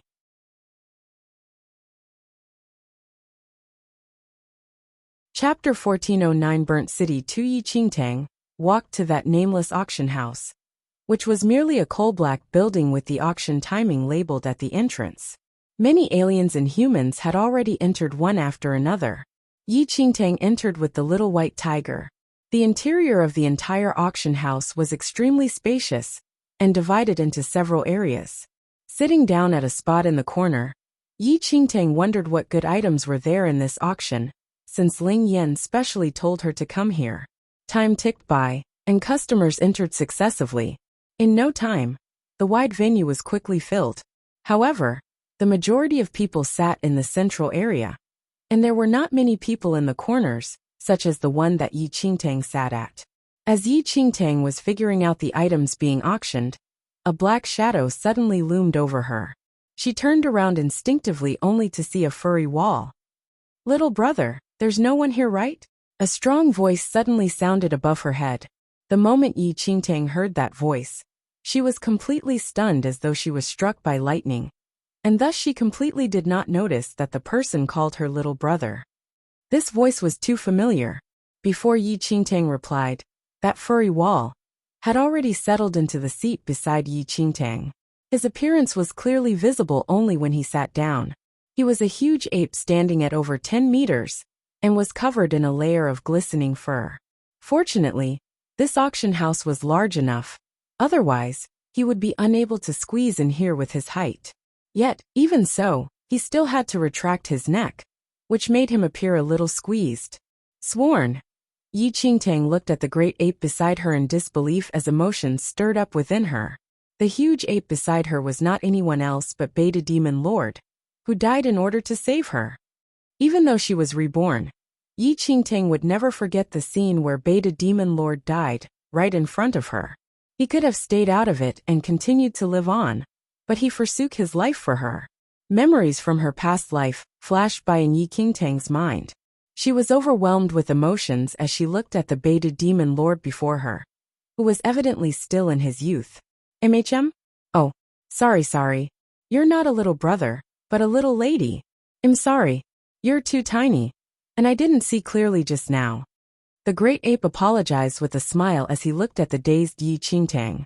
Members of the great ape clan were shockingly tall, and were even taller than giants. Beta Demon Lord was currently in the youth stage, and thus was only over 10 meters tall. However, a few years from now, his height would increase rapidly until he reached hundreds of meters tall. Even if he was in the youth stage, his height was already extremely astonishing. Currently, Beta Demon Lord was not yet famous, and had not obtained the title of Beta Demon Lord. Yi Qingtang came to the central mainland earlier than in her previous lifetime, and Beta Demon Lord was much younger than that time. Yi Qingtang returned from her senses. She almost said sworn brother, out just now. Yi Qingtang forced herself to calm down, and smiled at Beta Demon Lord. "It's fine."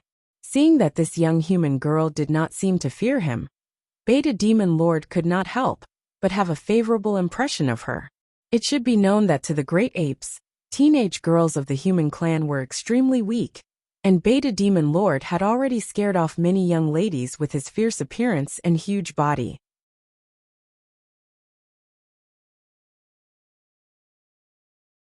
Chapter 14:10 Burnt City 3 This young lady looked weak, but unexpectedly, she was rather bold. As he thought, how scary could his appearance be? Beta Demon Lord's huge frame was extremely eye-catching in the auction house. Luckily, he was seated at the corner. If he was seated in the center, he would probably be sworn at by the people behind him. The guests and customers in the venue increased gradually, and almost the entire venue was filled.